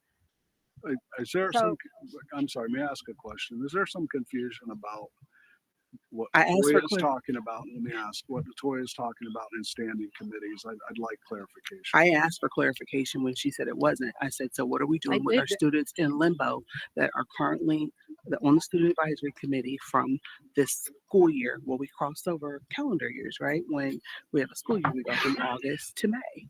So what do we do with those students? Because they've been asking, and I mentioned that in our That's Point exactly of what I order, did. Miss Listen, you're Board not gonna Member yell- Dowdell. you're not gonna We yell will at me, certainly address Miss those issues. Walsh. You're not And gonna if you would yell. like to add You're the not gonna- I was advisory answering committees Mr. to the Kirshner's agenda, question. please make a I was motion to do answering- that. I was But answering we Mr. are Kirshner's discussing question standing to committees, ensure that he and understood where I unfortunately, was that coming is from. not what's on the agenda I was right now. answering Mr. Kirshner's question, so he understood what I was asking. That is what I was doing. I didn't say anything else. I answered his question. So I understand, and I understand the Thank you. point. And of I order. asked him for Mr. clarification. I asked Kirshner, her could for you not engage, clarification. please? And do you have a question about standing? I thought we were committee- supposed to about the standing deliberate committee? openly. I'm confused. We're- But I'm okay. sorry, I tried to address it. We are not didn't address addressing advisory committees right now. If You you didn't look at address board it. policy, we have board advisory committees and board standing committees. This is regarding standing committees, and that's what we're addressing right now. We only have 2 standing committees. That's the facilities and the policy committee. They have been in limbo for several years. So my thought was, why don't we officially dissolve them? That's what our policy says we have to do, and then we can move on. I understand. So, to that point, Latoya, I was on a policy committee for a second, and then it was declared that we didn't have one anymore because the superintendent was taking care of it. This is how that should have happened, just to be clear. Also, because we're on the same team here as far as trying to move board meetings along and trying to not be here all night. The communications are going around, and there is opportunity, I hope for everyone to get what they want on the agenda. And I would just say, put it on the agenda, and let's just discuss it that way, because I think it deserves discussion. But I understand right now what the president is trying to do is shut down a couple hanging committees that we have that weren't properly shut down. We just never appointed anybody to them, or we turned them over to somebody else without actually making the motion. Thank you, John. Was there a second? If not, we'll move on. I have first John, second Ashley. Okay. Thank you. I just wanted to confirm that. Do you have any other comments or questions about that, John? No, thank you. Ashley, do you have any comments or questions about those committees? I'm just conflicted on if we have committees or not, because I asked Adam for a list and he told me we didn't have any. So I'm just saying, like, I asked for a list of standing committees And I said that, yeah, I did not know if we had any or not, right? Because as far as I know, like the policy committee and the facility committee, that has never really happened since I've been here. So I told her, like, I do not know of any. Yeah, those were voted on, and we have both those committees, and we just haven't used them. I didn't appoint anybody because the thought was, let's stop. I think this was on the last agenda. So, and reset and redo committees. But if you guys want to, you can vote yes or no. If you want to keep these two committees that we have, then I will be gladly appoint two people to those committees, or we can vote to dissolve those committees. I was put this on here because I thought that would be a clean start. Everybody would be on the same line, we could make sure we have those committees set up the way we want them. So hopefully, like, all this board policy discussion could happen in a committee and then be brought to us instead of kicking it down the line. How many meetings now? 3 meetings, and now we're going to have another one. So just trying to make things more efficient. That's all. Are there any more questions regarding the 2 standing policies committees that we have, which is the No, we're just closing down old committees that haven't been meeting. That's all that's happening, and they should have Correct. closed down a long time ago. correct? If there's no other questions, could you do a roll call item? Mrs. Zimmer. who would we consult to try and verify whether or not the committees are standing? Just as a general question, because numerous occasions last year with the previous board, it was stated these committees did not stand. I would say to consult our board policy that says all standing committees have to be dissolved by a vote of the board. You want me to pull that policy up for you, Ms. Zimmer? Member Zimmer? No, but I'm not going to go back through years of board meetings to see if something was dissolved or not. Yeah. So is there someone we can I refer it to Ashley, solidify whether or not it's can direct in you to those existence? too. I have those. I just have to. Ashley, I can help with this. So as I stated, I was on a committee with Seth Bauer, a policy committee. There were things that the superintendent didn't like about the meeting, and so the board said the superintendent was going to take that over. And then at that meeting, Libby Gray argued that the president had the power to simply form and dissolve committees. That is not supported by state law or board policy. This simply, in my opinion, very strong opinion, this simply remedies that and finally sunsets it. So I think we just rushed and made some mistakes. And I think this just puts us within the frame of law and our board policy.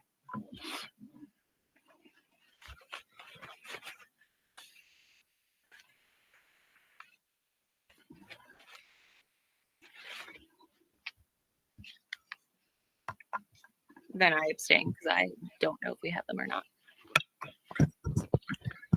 Okay, Ashley abstains. Mrs. Herbert, No. Mrs. Walsh, What did Ms. Zimmer vote? she abstained. I abstain. Okay, no. Mrs. Donberger. No. And Mr. Kershaw. Yes.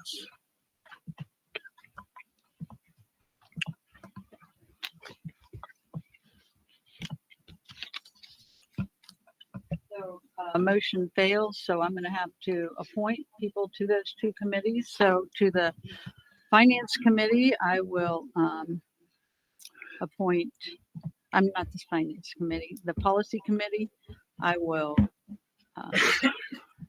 appoint. Is there anybody who would like to be a part of that committee? I would. Anyone else? The Policy Committee. Of the two committees, the facilities and the policy committee, are the two. Of the two, I would prefer policy.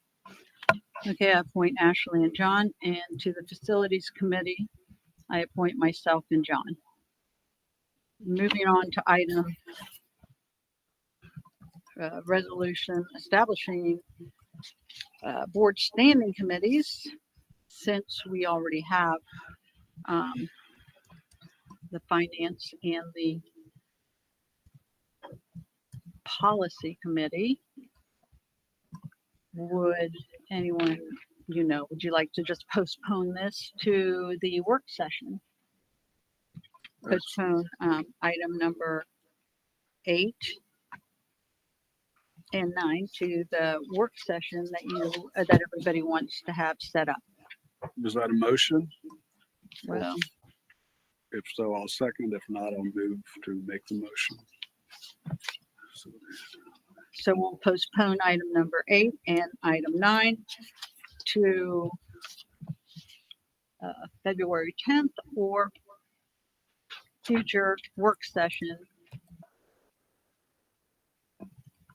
I so move. I'll second.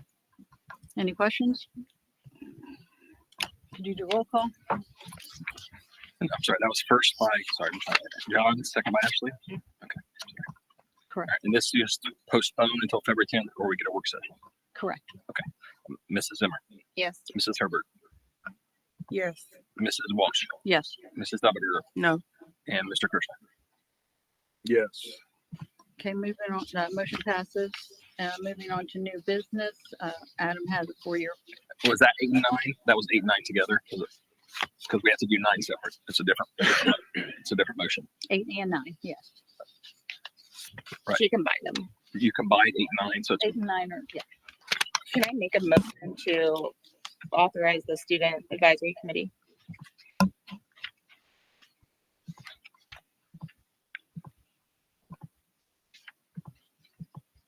We can put that on the agenda for February the 10th, right? That's for business going forward. It's not on the agenda tonight. We'll put it on the March agenda. Do I have a second? Right. Because it would replace the Second. 2 items we just Second. removed, and it would just be a quick vote. I can't imagine we have much discussion on a standing committee. Well, I'm not making a motion. I'm just saying that's what we'll do. We'll put it on there. I second your motion though, just for the record, Mr. Collier. so we're adding another. Sorry, I'll type the other one. Yes, a motion to authorize the student advisory committee. And that's Ashley first, the Doya second. And it is to authorize. Sorry, I'm trying to type to authorize. Establish, whatever the correct Maybe terminology is. resume in this Can- case because the Resuming. committee is already stated. May I please ask, I'm not opposed to the motion. I'm not opposing that, but just by way of flow of the meeting, Robert's rules, et cetera, could we bring that back to item M? So that we're not just blowing up our agenda, and I don't want to get us in the habit of just That'd be great. making motions from the floor. Yes, Um, that's fine. So we're withdrawing. M is board member comments, and I think we can bring it up there and still stay within our agenda if that's acceptable. Okay, so I'm just going to get rid of the motion again. Yes. Just going to exit out. Okay. All right. So now we're on to New business. FOIA forecast. Yes. Is your mic on? Hey, Nate, can you put me up my 4-year, sorry, I called a 5-year forecast, my 4-year forecast up.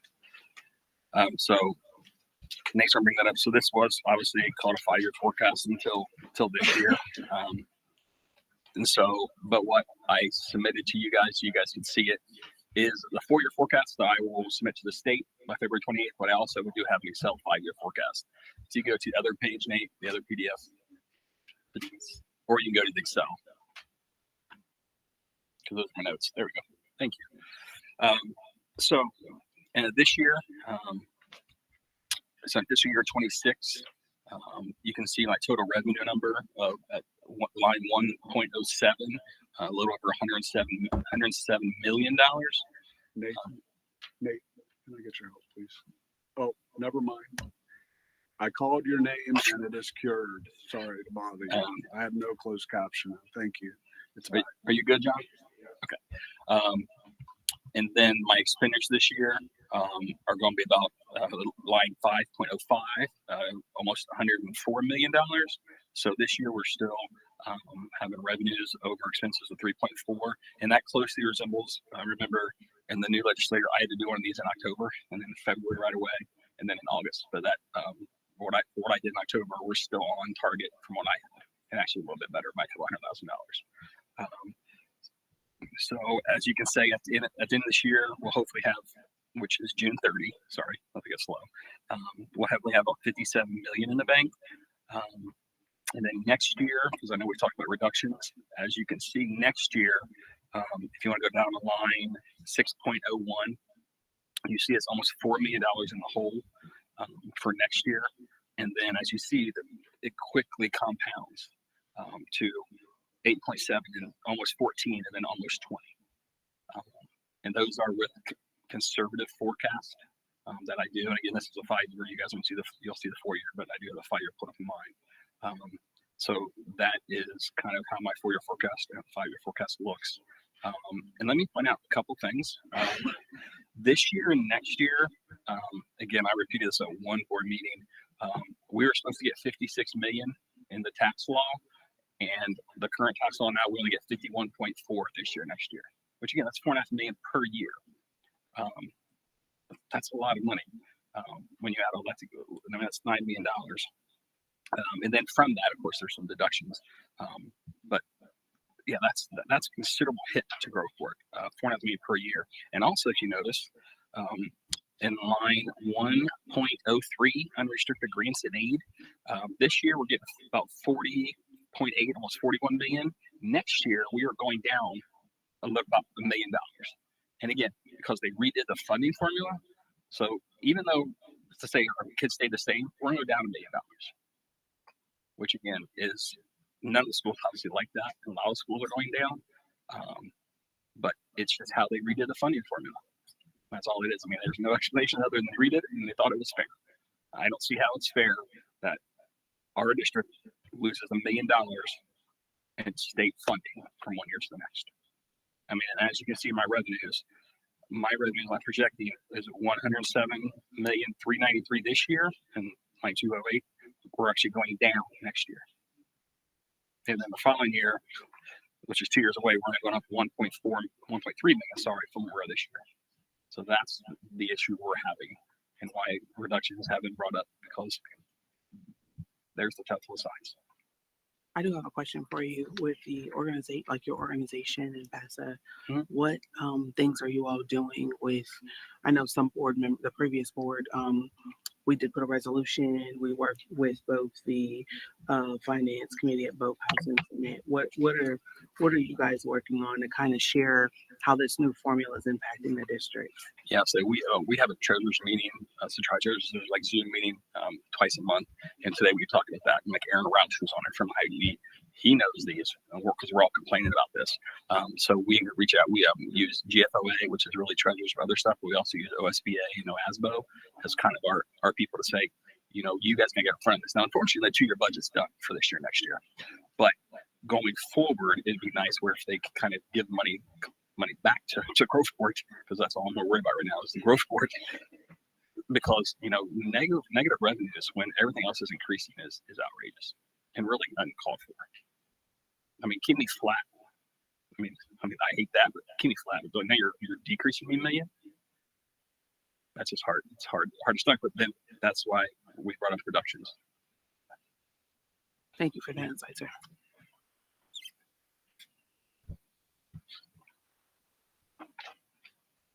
Any other questions on this? Sorry, I talked a lot.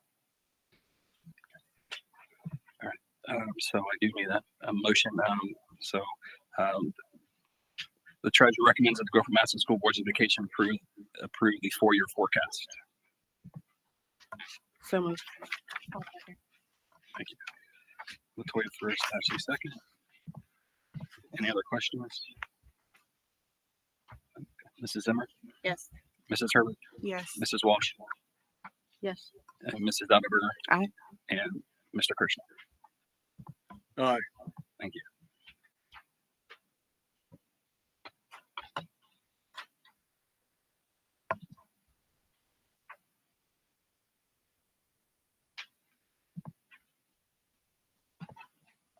I am not number 2.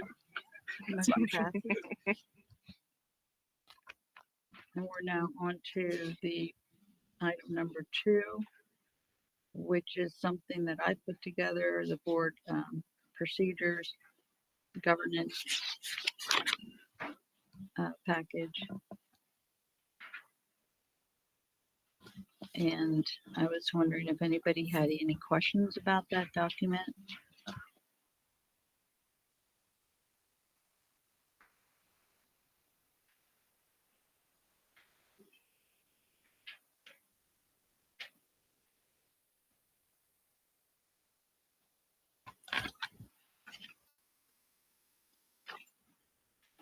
So the reason I put this together was I wanted to, over the past year, it became clear that many of the challenges that we're experiencing as a board are not about effort, intent, and commitment. They are structural. We're all very committed and we all want to do things to help the district. We have dedicated members, capable administrators, and a full agenda, but we lack some of the basic governance infrastructure, I think. We have board members who will not use the district email, and other board members who say, I'm not going to correspond with people who don't use the district email. Legal counsel has said it's perfectly acceptable to use your personal email. There's no problem with that. But other boards I've talked to and members of past boards that I talked to and attorneys I have talked to said it is sound governance to have your board only email that's separate from the administration. The other thing is to have a board clerk is another part of this plan that I put together. And that would be to help not only us, but also the administration. They have a lot of work to do in putting together these board packets and coordinating, getting in touch with attorneys and coordinating everything else is challenging. And if we had a board clerk who was doing that, we would have a consolidated place for our documents. Board members shouldn't have to ask for the documents. They should already be there, and tasking Adam or Jamie or Ty with having to find documents that we should already have access to. It's cumbersome. So that's why I put this together. I didn't receive any, haven't received any feedback. This is new, so this is just for discussion. And I would like to get input from the other board members. And we could possibly add this to the framework. But I am still very concerned with the email situation and having our own 365 account with our own email would solve that problem for everybody. I said a couple questions. So who would monitor that? So that means it would not be through our technology office. So would there be a need for someone to manage that as well? Or would that fall on the board clerk? I would think it would fall on the board clerk to Oh. do that, yes. And so we're asking for another position, right? When you add that, that would be a totally separate full-time position or No, part-time? I think that would be like a very part-time, Okay. no more than, I would say, I don't know what, I would look at you and Dion and say, hey, you guys are HR people, and that would be something maybe you could put together a couple job descriptions, get what the scale should be. I mean, I was thinking 24,000, no more than that, no benefits, and part-time, very part-time. So point of order, are we working on a motion here? What are we doing? Right This now? is Discussion. There's no motion, it's just a discussion. Thank you. All right, good. That's all I was asking. Okay. And I would say one of the things that I've seen, this board, other boards that happens, and it goes along with the goal setting and other things, is that we've had it happen in the time that I've been here where we postpone, we move, and then it just disappears. It's always a challenge. Not having a place to work, not having a place with copies, not having a place to store the volumes of documents, etc., that we get. We've also seen inconsistencies where board packets will go out one way and then change, or things just aren't communicated properly. Board packets don't go out properly. I do want to make a point of clarification. It was said that this would help the administration. We need to be very clear that this would be a board support role, and not, they might interface and assist the board in working with the administration, but they would not be doing the work of the administration. We don't have the authority for that. I would say too, one great exception I take to the OSBA, and I always have, is that they don't recognize the true power of a board, and they don't teach us about the resources that are available to us. Like we saw only a few months ago, someone came in from the OSBA and said, all you can do is hire a superintendent and a treasurer. And that is just really, really false. And I wish they would be more helpful in explaining the different resources that a board can create for themselves. And I think this is one of those. As we see our forecast, I'm very cautious about budget, but I think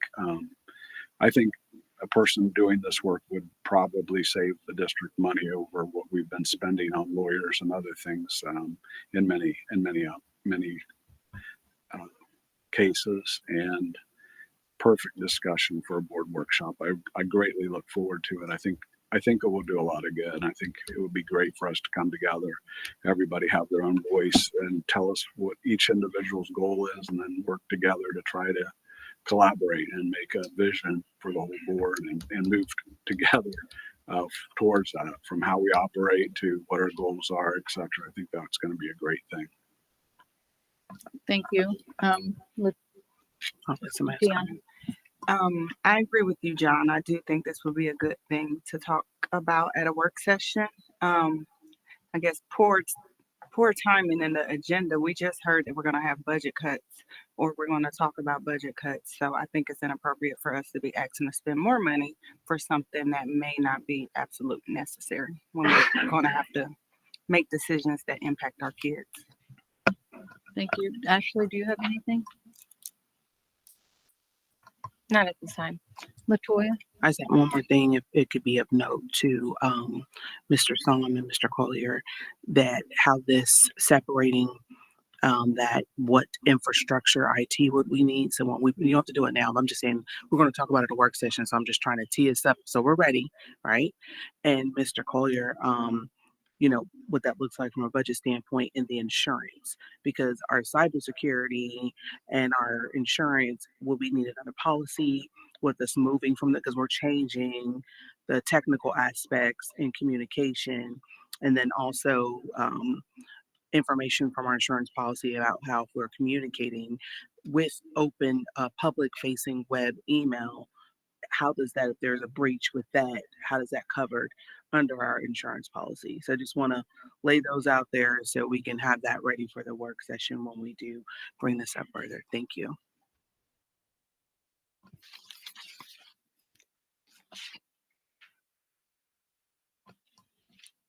Any other questions about that? Okay, moving on to number 3, that's the superintendent. I think he wants us to vote on this tonight. Yes, please. The superintendent recommends that the Groveport Madison Schools Board of Education approve the contract with Solution Tree. So moved. I'll second. So does anybody have any questions about this? It's on the new, because this is a contract, not on consent, because it's not a company that we have used before. We normally, after it's a second, we give the superintendent a moment to explain, and then, so I just want to, if it's okay, if I could ask, we could hear from him and go through this, and then we can ask questions. Sure. This is something that I've been working on for a little bit. We had an initial meeting to host an event here, and it was far beyond our budget. Continued to meet and work with Solution Tree to get down what I think is it's a 2-day summit that we would host internally for up to 450 people, which would be our teachers and administrative staff. We also have an extra 100 seats available that we could use to sell to other districts to potentially recoup some money. It also includes 6 days of embedded professional development with the consultants throughout the year at our discretion. And it provides a book for attendees as well. When you look at what we've spent to send people to different conferences, having it here, having all of us be on the same page, although same page from a language level and understanding, a basic understanding level, but also it's going to be customized to account for where we are in our path with different groups. I'm just really excited about this, and I'd be happy to entertain any other questions that you have, but this is a big thing for us in our path on professional learning communities.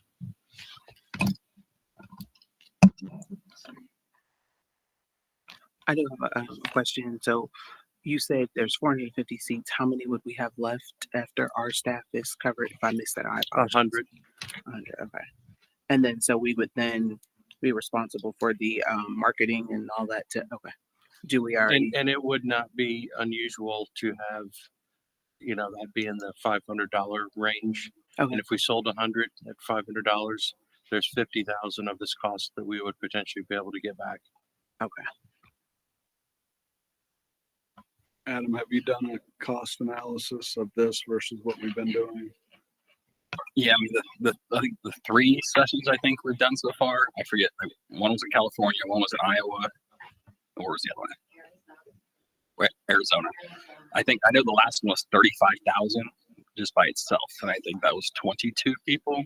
I think it was 10,000. It was like $9,900 or something, and 25,000. So if you do the math, where it's 35,000 for 22 people, 150, and then we get some of that back for 450 people.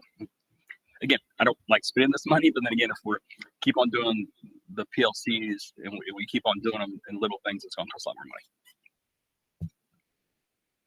Could you repeat the very last part? I said, if we keep on sending 20 people out at a time, and it costs 35,000, obviously to get 450 or 400 people done for 150,000 at the most, and hopefully we get some reimbursement. That's, again, I don't like spending money at this time, but I mean, if the PLC is what the superintendent and what we're going for here, I mean, it's a pretty good deal, for the district. So total expenditures, I know you're showing big money with trips of small people, but what was our total expenditures per year doing it the way we're doing it versus what you project here? Well, again, like the three things that happened, I just have the number of 35,000 for the last one. I think it was for 22 people. So, but I can get you the numbers on the other 2, but I think those were at least probably 15 or 20. So let's say it's 15 to be on the safe side. Because again, you got airfare, you got hotels, you got everything. You're talking, let's say 60 people was, close to $65,000. So if you're averaging $1,000, and I know some of those people went to multiple sites. So if you're figuring $1,000 a person and you're doing 450, that'd be 450,000. Where now we're getting 450 seats for 150,000, but again, we're trying to sell 100 other seats to make 50 grand. So hopefully it gets around 100,000. That's 450. So.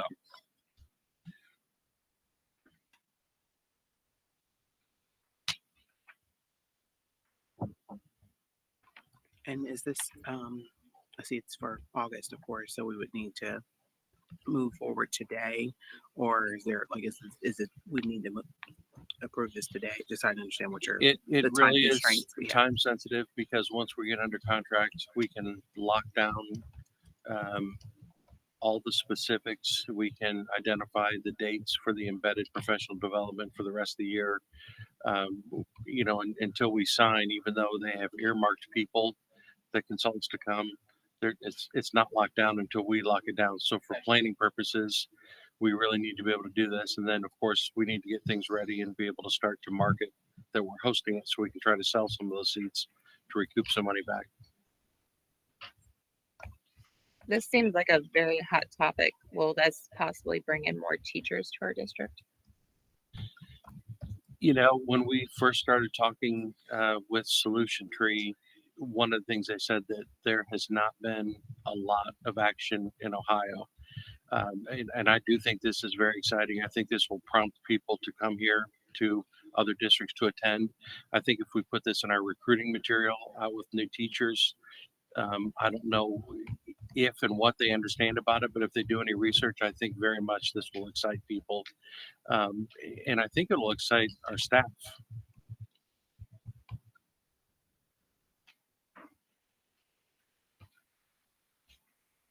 So I'm kind of just going through this because I didn't have the packet, and I want to make sure I'm understanding what I'm looking at here. The professional development, 109,440 is incremental after each date, and then the following exhibits on here, Exhibit A are the different dates. Is that correct?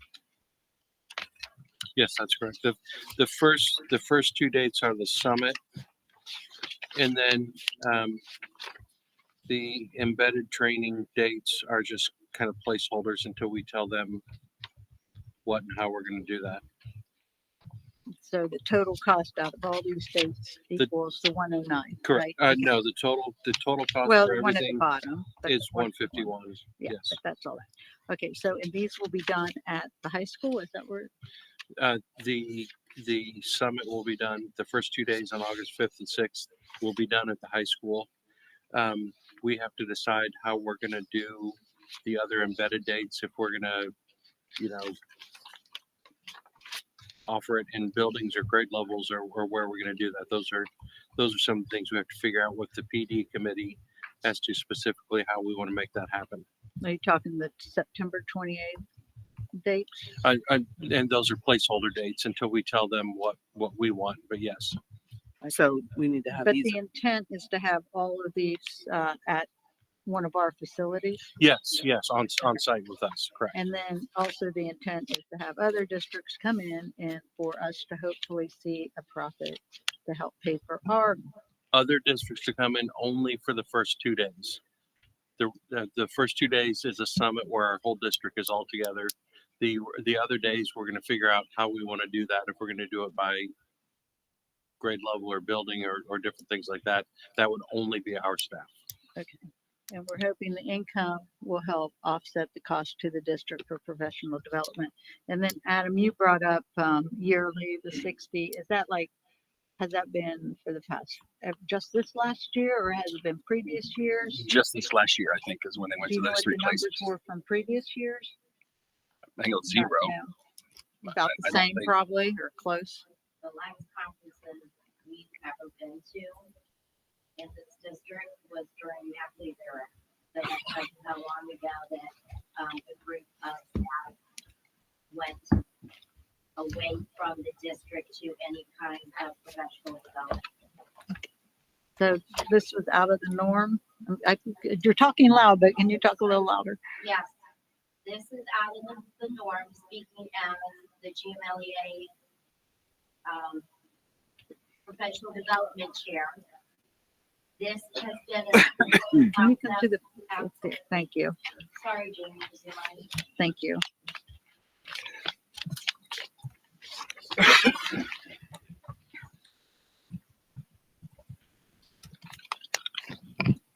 Speaking as the, is that better? That's Now much I'm going to better, yes, step back thank you. because I am using my teacher voice. Speaking as one of the professional development chairs, I think I can speak for Tammy. I'm sure she will allow me, and Carol and Mike. The last time that staff of any size or number participated in professional development that was away from this district happened during the era of Dr. Mackley. So that tells you how long ago we were able to send staff away to meaningful professional development. And that was during the days of Common Core. So that tells you how long ago that was. Very long time. We are very excited on the professional development team of what we've been able to build over the last 3 years through our professional learning communities, PLC. Solution Tree is they do a lot of the providing or professional development for PLCs. We can do many things among that. We went to Arizona for a summit, which we were able to listen to some really great presenters that everybody went to something that they were very interested in. If you came to convocation, then you saw what we brought back from that during our convocation roundtable. I was very excited to get to participate in that, and I loved all the sessions I went to. With those 21, 22 people that went, we are starting the momentum of building leadership capacity within this district, meaning we're building teacher leaders within each building. And the hope is that, yes, we did send some people to Marshalltown, Iowa for a special ed conference, an all means all conference, which is near and dear to my heart.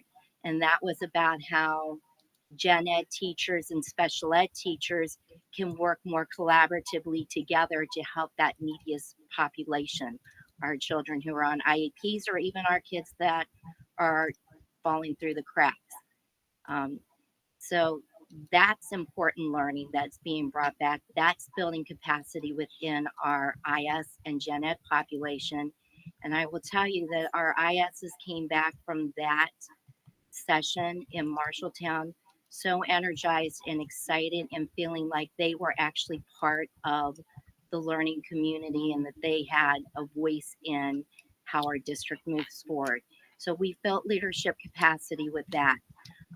Mike was their facilitator, and they now have a little breakfast group that gets together, he was telling me. So they're super excited. The math group that went with Carol, they were very excited, and they came back with their learning. So yes, it's only 60 people right now, but it's building capacity that we are having leaders who are excited in the things that they're passionate about, become the leaders in their building, become the leaders in the district.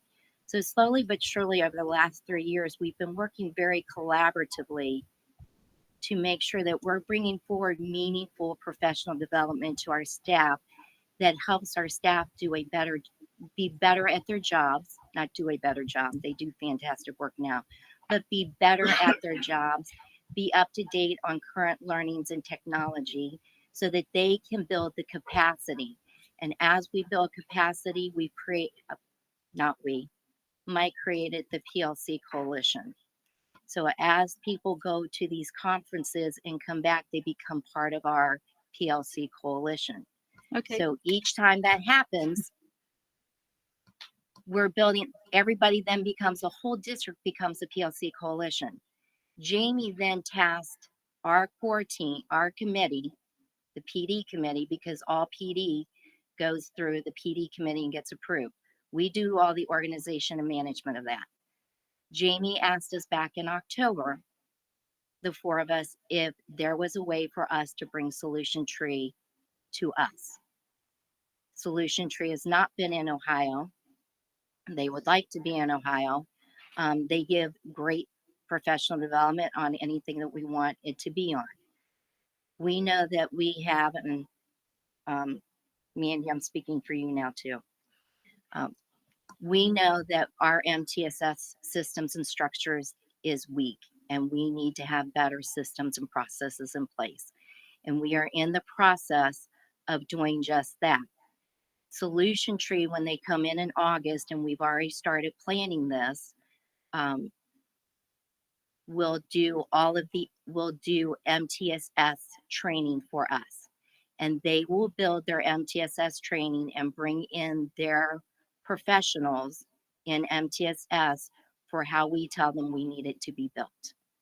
So we are excited about this. We've done a lot of organizing and planning for our August days. We've already discussed what our 3 other PD days will look like as well. So we would be very excited if you would be excited with us and approve this. Well, thank you so much Does for that all help? that information. We appreciate it. Does anybody have any questions? Do you think this will get us on the news in a positive manner? Because it seems like it's going to be something new in the state of Ohio and possibly get more excitement about our schools. Speaking personally, I absolutely hope so. What discourages me I've been in this district for 31 years. What discourages me is that we never seem to get recognized for all the good things that happen in this district. And there are really good things that happen in this district. We have a wonderful community. We have awesome students. We have a very dedicated staff. And it would be nice to be recognized for that. I think this would be a huge plus for our district. It would put us as the pioneers, which Groveport used to be known as the pioneers. We started everything that other districts then followed. So it would be nice to be that way again. Thank you again. Does anyone else have any questions? No, I just- Sorry, Jamie, I saw your thunder. No, I appreciate that because I was going to ask about So, the do we PD look at the committee as motion well. that So you- thank you for Latoya explaining. first, Ashley second. All right, Roll call. Latoya motion. Yeah, Ashley Latoya first, second. Ashley second. All right. Mrs. Zimmer, Yes. Mrs. Herbert, Yes. Mrs. Walsh, Yes. Mrs. Delaberger, Yes. and Mr. Kirschner. Could you come up here and go over that one more time? Yes. Yeah, I got that. He said yes. He got it. All right, so now we're on to item 4, non-certified. Yep, the superintendent recommends the Groveport Madison Schools Board of Education approve the following non-certificated personnel item for Mrs. Roos. So moved. I'll second. So, even though we already approved the certified and classified in the consent agenda, this was pulled out separately because this is specific to the person attached to the, and I'm drawing a blank on the technology integration specialist job description that we just approved a little bit ago.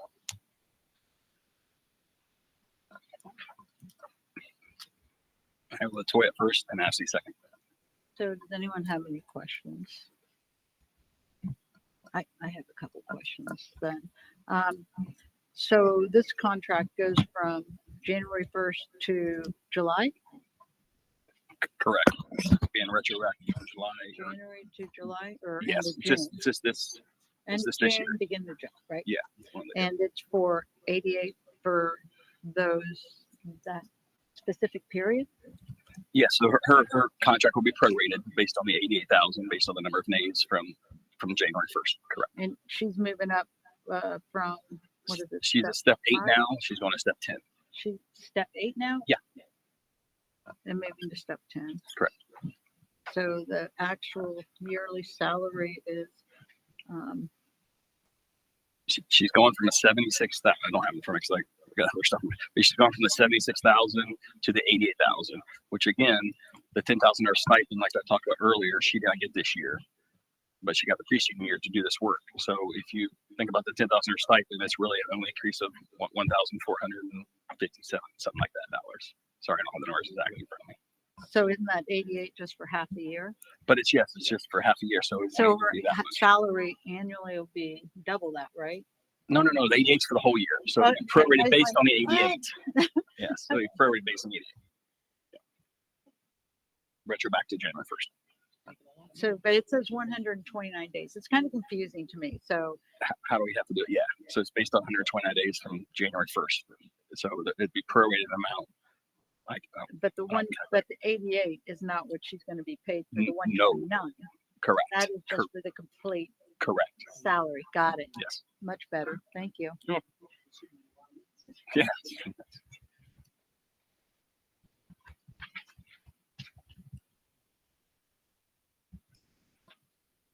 Any other questions? Nope. Roll call? Mrs. Zimmer, Yes. Mrs. Herbert, Yes. Mrs. Walsh, Yes. Mrs. Duggar. Aye. And Mr. Kirschner. Aye. Now we move on to item 5. The superintendent recommends that the Groveport Madison Schools Board of Education approve the special education contract with JT Empower. And this is a new company again, right? No, we've worked with them before. Mandy, do you want to come up? So moved. Oh, who first? I need to first start for you. Second. Okay, second, I'll second. Okay, thank you. We've worked with them. We have kids there currently, and this is to place an additional student there.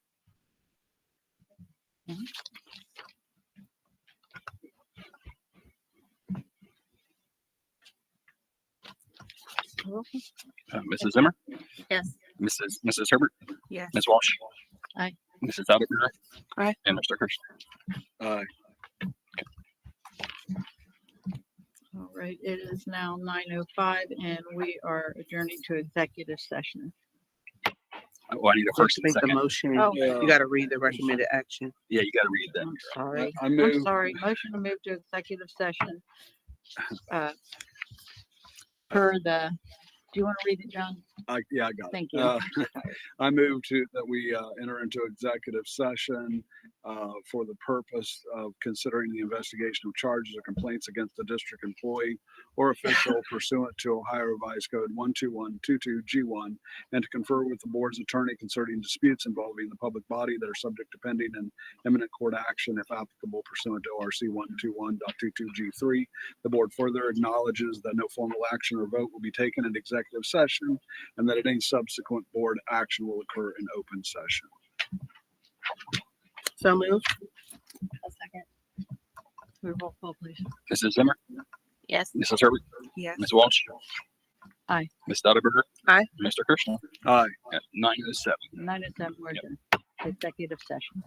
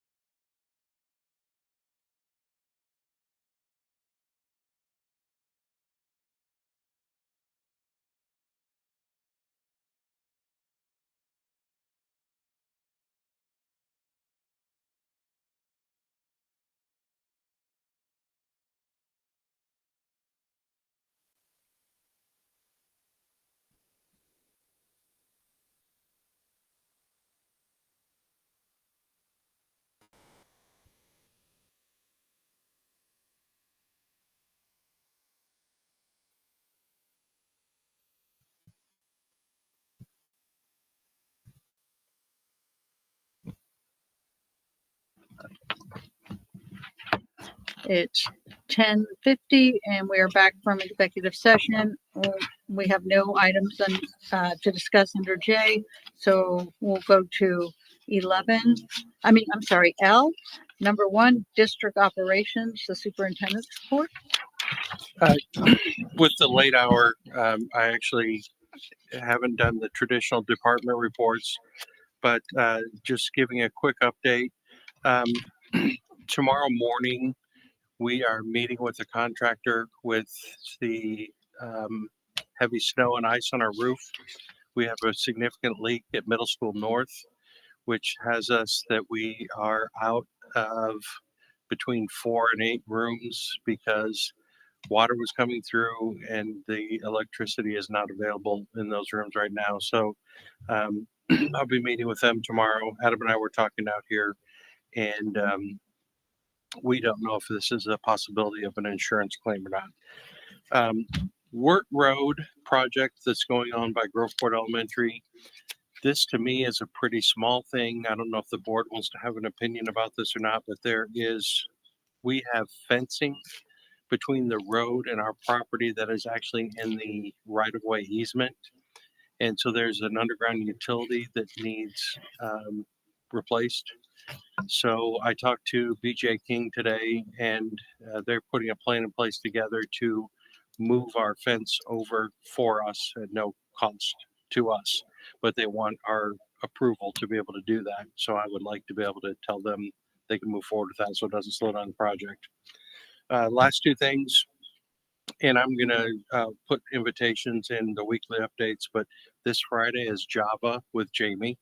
It is at oh, no, I'm drawing a blank.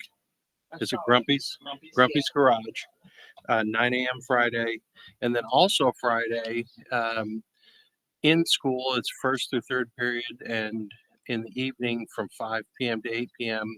is the Black History Month showcase at the high school. So some items for your calendar, and that's pretty much it for my update tonight. Thank you. And so you need us to, so they're gonna move the fencing. If anything happens, will they replace, or will we need to handle that, or will the city of Groveport? No, they said they were going to take care of it at their cost, but they Okay. just wanted our permission, since even though it's in the right of way, which we probably shouldn't have had it there. They're looking to see if there was permission given for us to have it in there, but they just want to move it and fix it, and it'll be adjusted over a little bit. And then they'll put it back. And they're putting it back. Okay. Yes. On the middle school north, what year did we replace that roof? That's not a roof that we've done since I've been here. Okay, thank you. Well, even then, we might have a warranty on it. I just wanted to check on that. No, correct. And we're meeting with the vendor tomorrow morning to see what material and what scope of work and get an estimate on cost and that sort of thing. So yes. Okay, thank you. So is that 2 options? Like she's saying, you've got the warranty and then possibly maybe an insurance claim too. So we have 2 avenues. Is that what I'm Right, hearing? we'll look at the warranty and then see if it's an insurance claim, release from our buyer insurance care.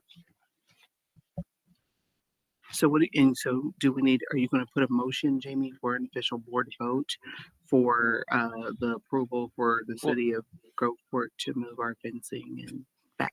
I guess that's what I wanted to share. I mean, normally this would just be day-to-day stuff that I take care of, but not knowing how detailed into the daily information, if we need to do that, and I can put a motion forward.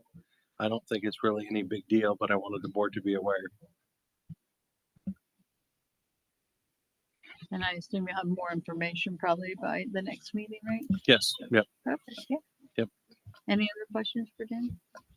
We move on to item M, board members' comments. Does any of the board members have comments? Yeah, just to piggyback on Jamie with the Black History program, which is so exciting. I went almost every year.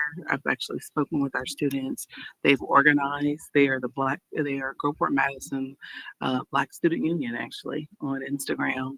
This year they're selling tickets. I'm excited because they're going to be probably fundraising for things, and they have merch that's available. So if you can make your way, purchase your tickets. The tickets are $5 to attend. So it's normally really good. There's a fair as far as several vendors, food, great music, and just a great presentation. And I'm really excited and just wanted to shout them out. I do have a quick question, or a question, not a comment. I know in our put into our board meeting minutes, we did say that the Model UN presentation would move to the next meeting. And I know we had a lot going on, so I understand sometimes we've got to do that. But I do want to make sure that our meetings include student. Like, I don't see any student things where we used to kind of have our students here, Model UN, or um, any of the trades and all that. We haven't celebrated brought our construction and trades program in with the bookmobile. I know and even the Black Student Union at this point, they're part of their fundraisers books to put into that bookmobile. So things like that, as the Vice President for GMLEA mentioned, we have a lot of great students doing a lot of great things, and it's great for them to come to the board meeting to hear from the top of the district how proud we are of them, so that can spread back into our schools. So I just want to mention that and see when will they'll have Model UN presentation be back, so we can see about that. Because we also voted to approve expenditures for one of their trips at one point in the past. I know every year it comes up, correct? Okay. So I would love to see, what we've been supporting. And then the other piece, I know there's a new pro at the golf course, right? Yes, there's a new person I'm working with for the golf outing. Yeah. And so do we have our date solidified? What's the date? It is. Let me look at this, make sure. It's around this June. I think it's June 12th. Okay. All right. If there is a way to get that on our calendars too. And then June 12th. Okay. So we'll start getting that out and getting actually forcing this and getting donations. If we could get the sponsorship packet like by next week, possibly, so at least we can send it out through our networks to help with fundraising, because we want to get it out sooner than later. So that would be helpful too. So at least by next board meeting, if that's possible, to get that in a flyer. Thanks.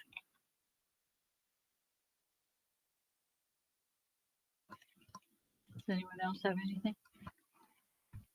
I have one thing. I emailed the board a couple weeks ago. The one trip, I forget the trip now. They wanted to ask if we could have a donation from the educational trust fund last year. It was a trip so it cost totally like $37,000. We have $26,000 still left. So my email was like, can we donate $10,000 to them? And I just want the board to you can look at that email. If not, I'll resend it out because we do have some mail left in there, and I'll resend that email out. But I think it's kind of what the money's been used for, but I'll resend that email. Because I know we had also talked about supporting the band, so I didn't want to mitigate. Because remember when they came and presented last year, we talked about the band, and they had some things coming up where we wanted to support them because it's Disney they go to or something like that. It was here it is. It's a theater choir trip to New York.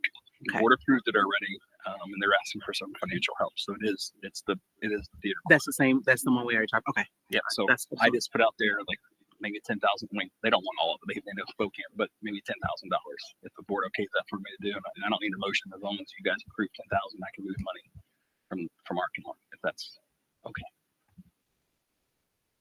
You guys have any problems with that?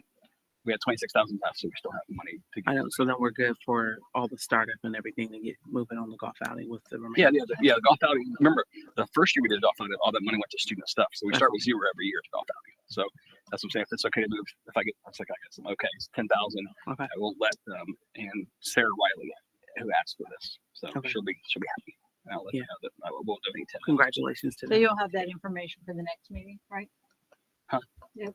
Can you get that all down? Yeah, I'll send you an email again tonight where you can see that. But I just want to get that done because it's been a while. So All right, great, thank you. Yep. All right, anything else?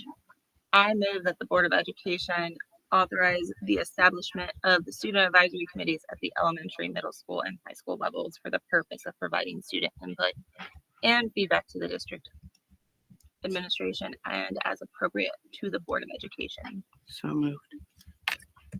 Second. And this is student advisory. They're committees technically. I say council and it should be committee. All three building levels.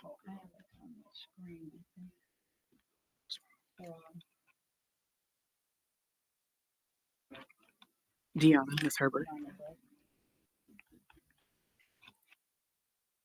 So does anybody have any questions about that? We would just then, other board members, the former board members served on the other one, so we would need to get other board members to serve on the middle. We just need to get set up, who's going to serve to finish out the school year. After this is whatever the vote renders. I can say it again too, Captain. We'll also need, I have it up here. So just to make sure, I think we have to have a scope for that specific topic or activities. So according to our policy for an advisory committee, we need to have a specific topic of study or activities are assigned in writing to each committee. Is that something you could prepare and have for the next meeting, and then tomorrow, and it's a week away? So we've already started working on it. I don't know if we want to change for next year because I guess the goal in education is to have student-led things. So we've never, as another adult coming into a space, and maybe we shouldn't have called it the title of student advisory, but it's just a board committee. So we go and listen and we allow them to define and we help them get the things they wish to get accomplished to better their education. So I don't know if the title has misconstrued with the policy, but it is not such as an advisory. It is definitely a committee, but the title is called Student Advisory Committee. So I guess that's where the name, the semantics of the name for both parent advisory and student advisory would then, because that name advisory is in it, would then require this policy where we've always led all of those efforts to be parent led and student led.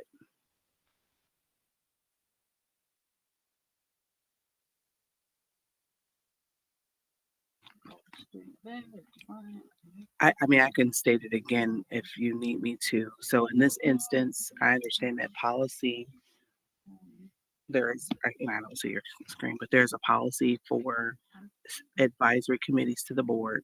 Yes, there are. However, the name advisory is in these committees, but that is not their purpose to where the board is directing that we have allowed that as an avenue for parents and students to lead those discussions. So if that means we need to change the name to accomplish that. No, one moment, I'm looking at the language, so I can't see what I'm you're looking at advisory committees, right? Advisory committees are obviously different than board. Advisory committees, it looks like there's no board members on it. The board members can go, but they're just there for informational. And that's what I'm saying. When we established it, it was the intent. It was a board committee, but the word advisory is in it. So that's where earlier today we done the thing, and it says all appointments to advisory committees are made by the superintendent with the approval of the board too. Right. And that's not what it was our board. Those are our first board committees where we wanted to ensure we engaged. So maybe we need to call it sometimes parent advisory and student advisory, because that does get confusing. Because these are really board committees that board members serve on, correct? Correct. Not serve, we just co-chair. Co-chair. Yes, just like we would do any other board committee. Because a board committee, and this is what Kathy did earlier, she assigned 2 people. And that's the difference between board committees and advisory committees, but I can see where the confusion is. If you call it student advisory, but they're really board committees. Yeah. And in the past, I know the policy is that, but we've allowed others to sign up versus the appointment or quit if they choose in the middle. Okay.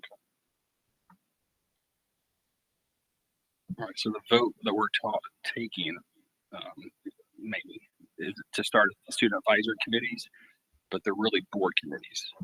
or there's student advisory. So call them something else. Can we just call it Student Advisory Board Committee? I was just trying to get advisory out there, you know what I mean? So it's not. I was gonna say student voice committee. So are you wanting to establish this as a standing committee or an advisory committee? It would be a standing committee. ask- Just Standing committee. Standing committee, right? The maker of the motion, I was asking. So what'd you say, student voice? Student voice committee. It'd be a standing And A then a board parent voice. advisory committee or a board standing committee? board standing committee. Standing committee? So, all right, so I changed it to student voice committee at all. And I was gonna change it to student voice committee instead of student advisory committee. Right. Now that will take, and then the president can then assign 2 people to that. Yes. So does that need to be voted on to start that then? Since it's a board committee? I would believe yes. Yeah, usually it's, you're right. Do you want me to write it out now? No, I got it. Did I see you writing down the motion or no? I started to, and then Adam told me I didn't got need to. So we need to have a restatement of the motion. Yes, and because- a lot Yeah, more. So, it's Ashley she moved to start the student voice committee at all 3 building levels. And it was first by Ashley, second by Deanna. so can you restate Sure. your motion? How about that, actually? You move to establish, The student voice committee. Yes. I move that the Board of Education hereby establish or authorize the establishment of the Student Voice Committee at the elementary, middle school, and high school levels for the purpose of providing input and feedback to district administration and as appropriate to the Board of Education. okay. So the motion is and establish.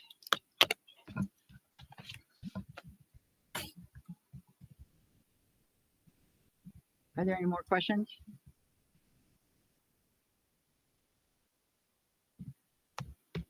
Or comments? You will, if it does move forward, just need to Appoint. appoint 2 people to each committee. That's a board committee.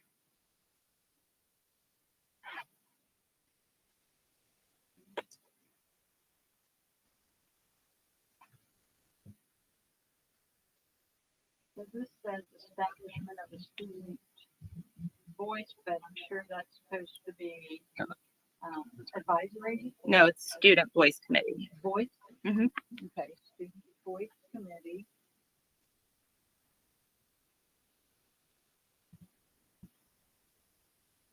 At the elementary, middle school, and high school levels for the purpose of providing input and feedback to district administration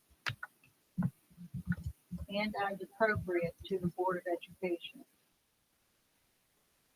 Yes, that's it. That's what I got. Okay. And Well, it was her motion, so I said first and Deanna second, but I think with her making the motion, is that the first? Yes, I got hers first and Deanna second. Okay. Yeah.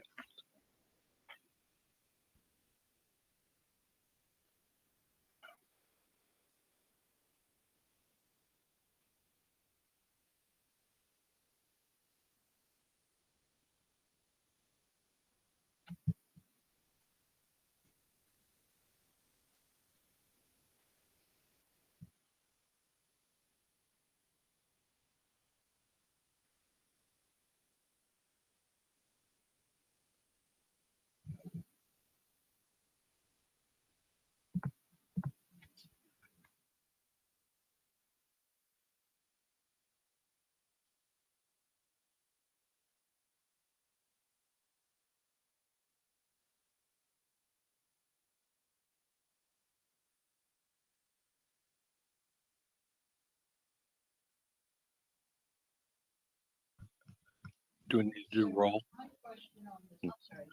I was just asking if we're waiting to do roll. I'm sorry. I'm trying to write this down. No. What I wrote down.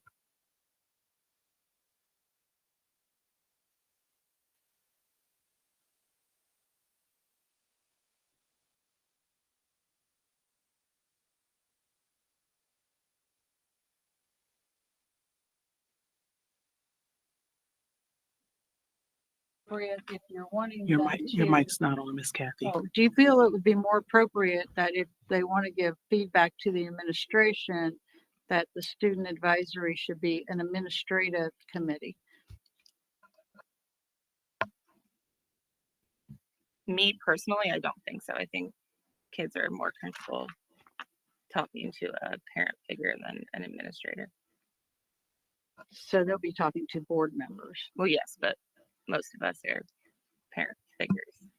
And also administration is there, normally in the past, how we've done it since inception. I can't see what you're saying. I'm sorry. You want me to moment, wait? please. Okay.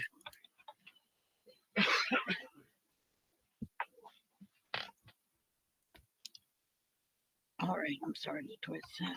I was saying, I'll start over, that in the past, that there are some administrators present, especially when topics come up about safety or curriculum items. We may have the subject matter experts from the district be a part of that discussion.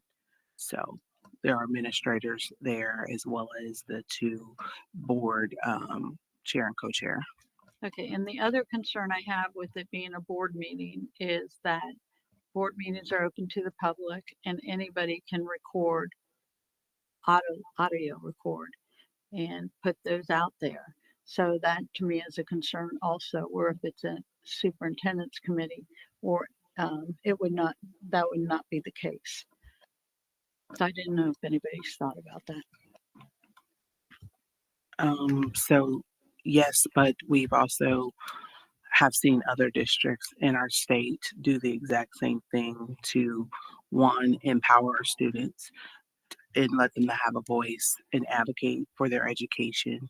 So I've not heard of any issues when I consulted with the other boards, and this would have been, what, 3 years ago, Jamie? I forget, it was one of the OSBA conferences, and we talked about some of those concerns, but the only person that's come as a public participant would have been you so far, Miss Kathy, but no one else comes to those. But you're correct, they are public facing, and maybe that's something we need to have, but we've not had any issues the entire time we've been running these. All right, I just wanted to bring it up so everybody knew that that is a possibility. All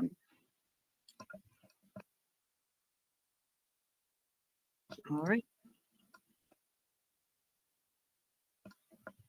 Roll call. Yeah. Okay, roll call. Mrs. Zimmer, Yes. Mrs. Herbert, Yes. Mrs. Walsh, No. and Mrs. Delliver. Aye. All right. Is there any more public comment? Yes, I would like a motion to establish the Parent Voice Committee for the purposes of providing feedback and solutions to the administration as well as the Board of Education. Second.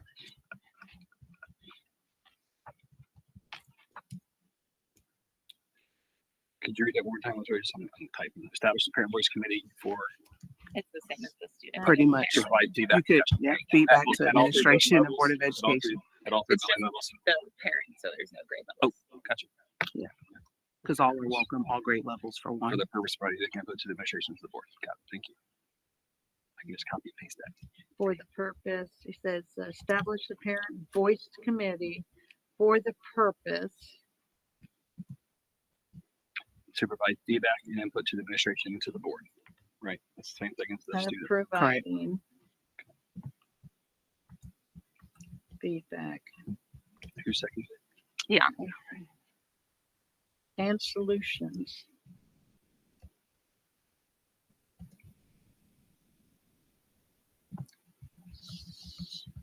I'm concerned about that because is the committee going to be instructing the administration or just No, so the It's a mess. framework for that, which we didn't get to because it was brought up that, because that word advisory is in it, is why it was I'm following sorry, up. I can't, I'm You want not me to done wait till writing. you're done writing? Okay. So I can't see the caption right now. One moment. Really?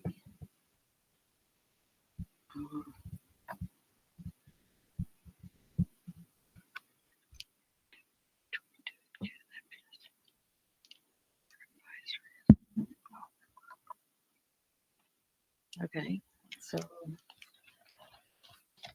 the solutions was and to replace advisory. No, you asked a question about, if Hmm? I heard you correctly, your question was about them advising administration, correct? Was that your question, Kathy? My question was the word solution. I see that as a problem. So are we telling, is that committee going to be telling the solutions or are they going to be coming to the board? Because board committees should be reporting to the board. They are, I said administration and the board.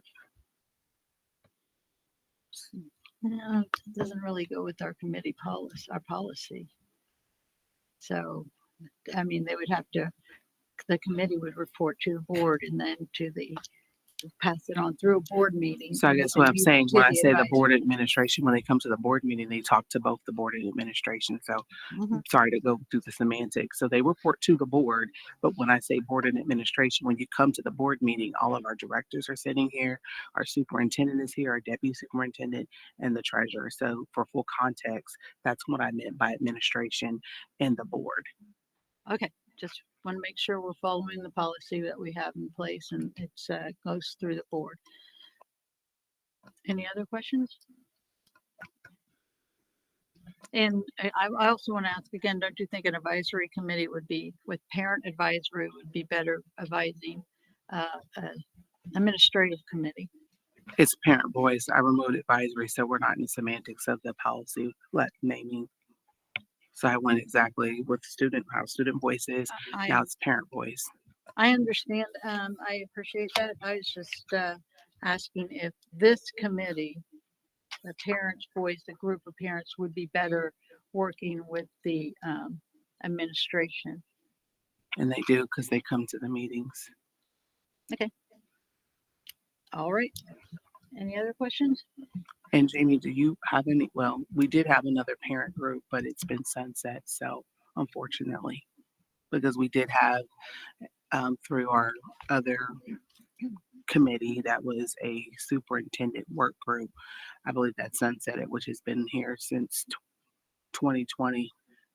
Started out as Yep, safety. It started out as code red and then went to safety and now it's sunsetted. So we did have that. That's where a lot of our input from parents to administrators about communication, things of that nature were discussed then. So I don't know if we were saying or suggesting that they should start that back up because I think there were some challenges with that.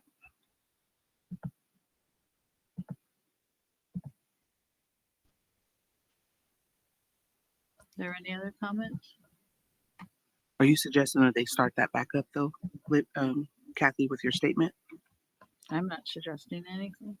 Well, you said, would I'm it be better? suggesting that instead of this, that it would be a better fit, but, so do you have any other concerns about, questions about the motion that's on the floor right now? No? No, I made the motion. I was just only following up on your statement about it would have been better for the superintendent. So, what I'll read the motion is establish, the motion is to establish a parent voice committee for purpose of providing feedback and solutions to the administration as well as the Board of Education.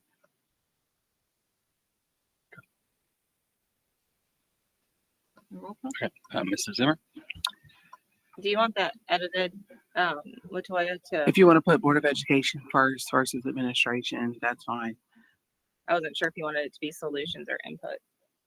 Well, I guess suggested solutions or input, it doesn't matter, either one for me, but like I put down feedback, solutions, and input. that's fine with Is me. that okay? That's what Yeah, I I meant was by just that. clarifying Right, for the yeah. record. I put all three. No, I appreciate that. Thank you. Okay. Good call out. Solutions and Input. input. And Yes. feedback.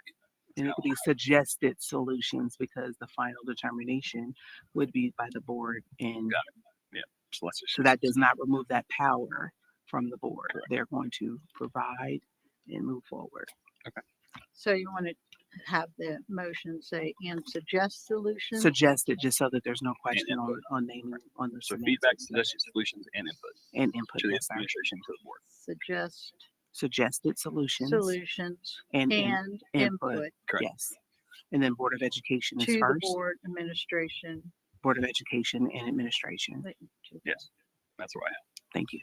Board of Education, solutions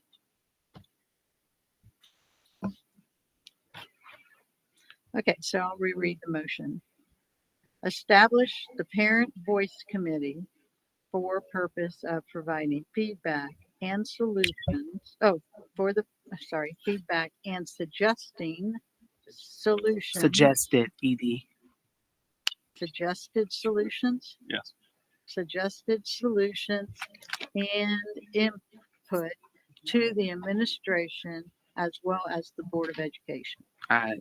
Board of Education and Administration. Is that what you have, Mr. Collier? Yes. Thank you. To the Board of Education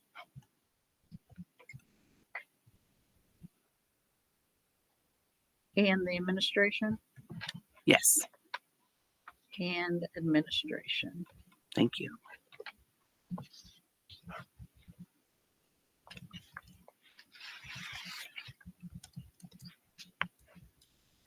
All right. Establish the Parent Voice Committee for purpose of providing feedback and suggested solutions and input to the Board of Education and Administration. Period. Good? Yeah. Yep. All right. Mrs. Zimmer, Yes. Mrs. Herbert, Yes. Ms. Walsh, No. and Mrs. Delver.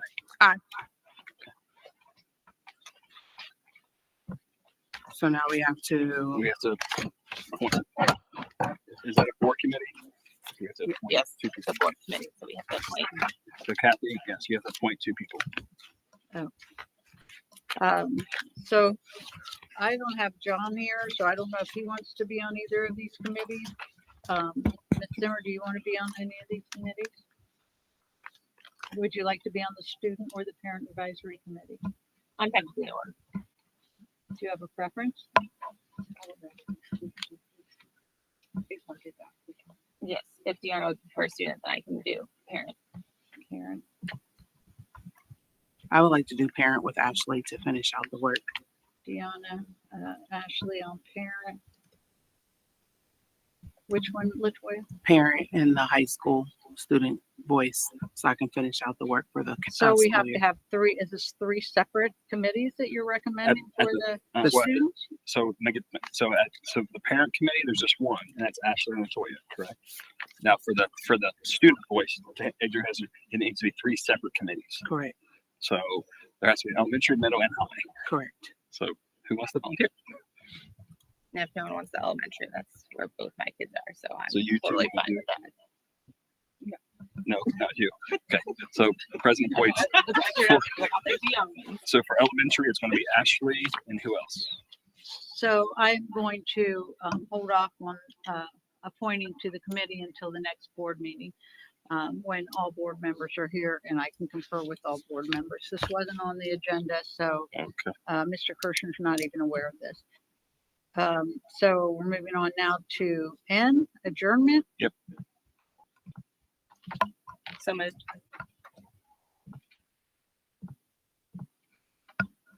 Second. Ashley and Deanna. Roll. Mrs. Zimmer, Yes. Mrs. Herbert, Yes. Mrs. Walsh. Aye. Mrs. Donberg. Aye. 11:23. 11:23. 11:23. Thank you.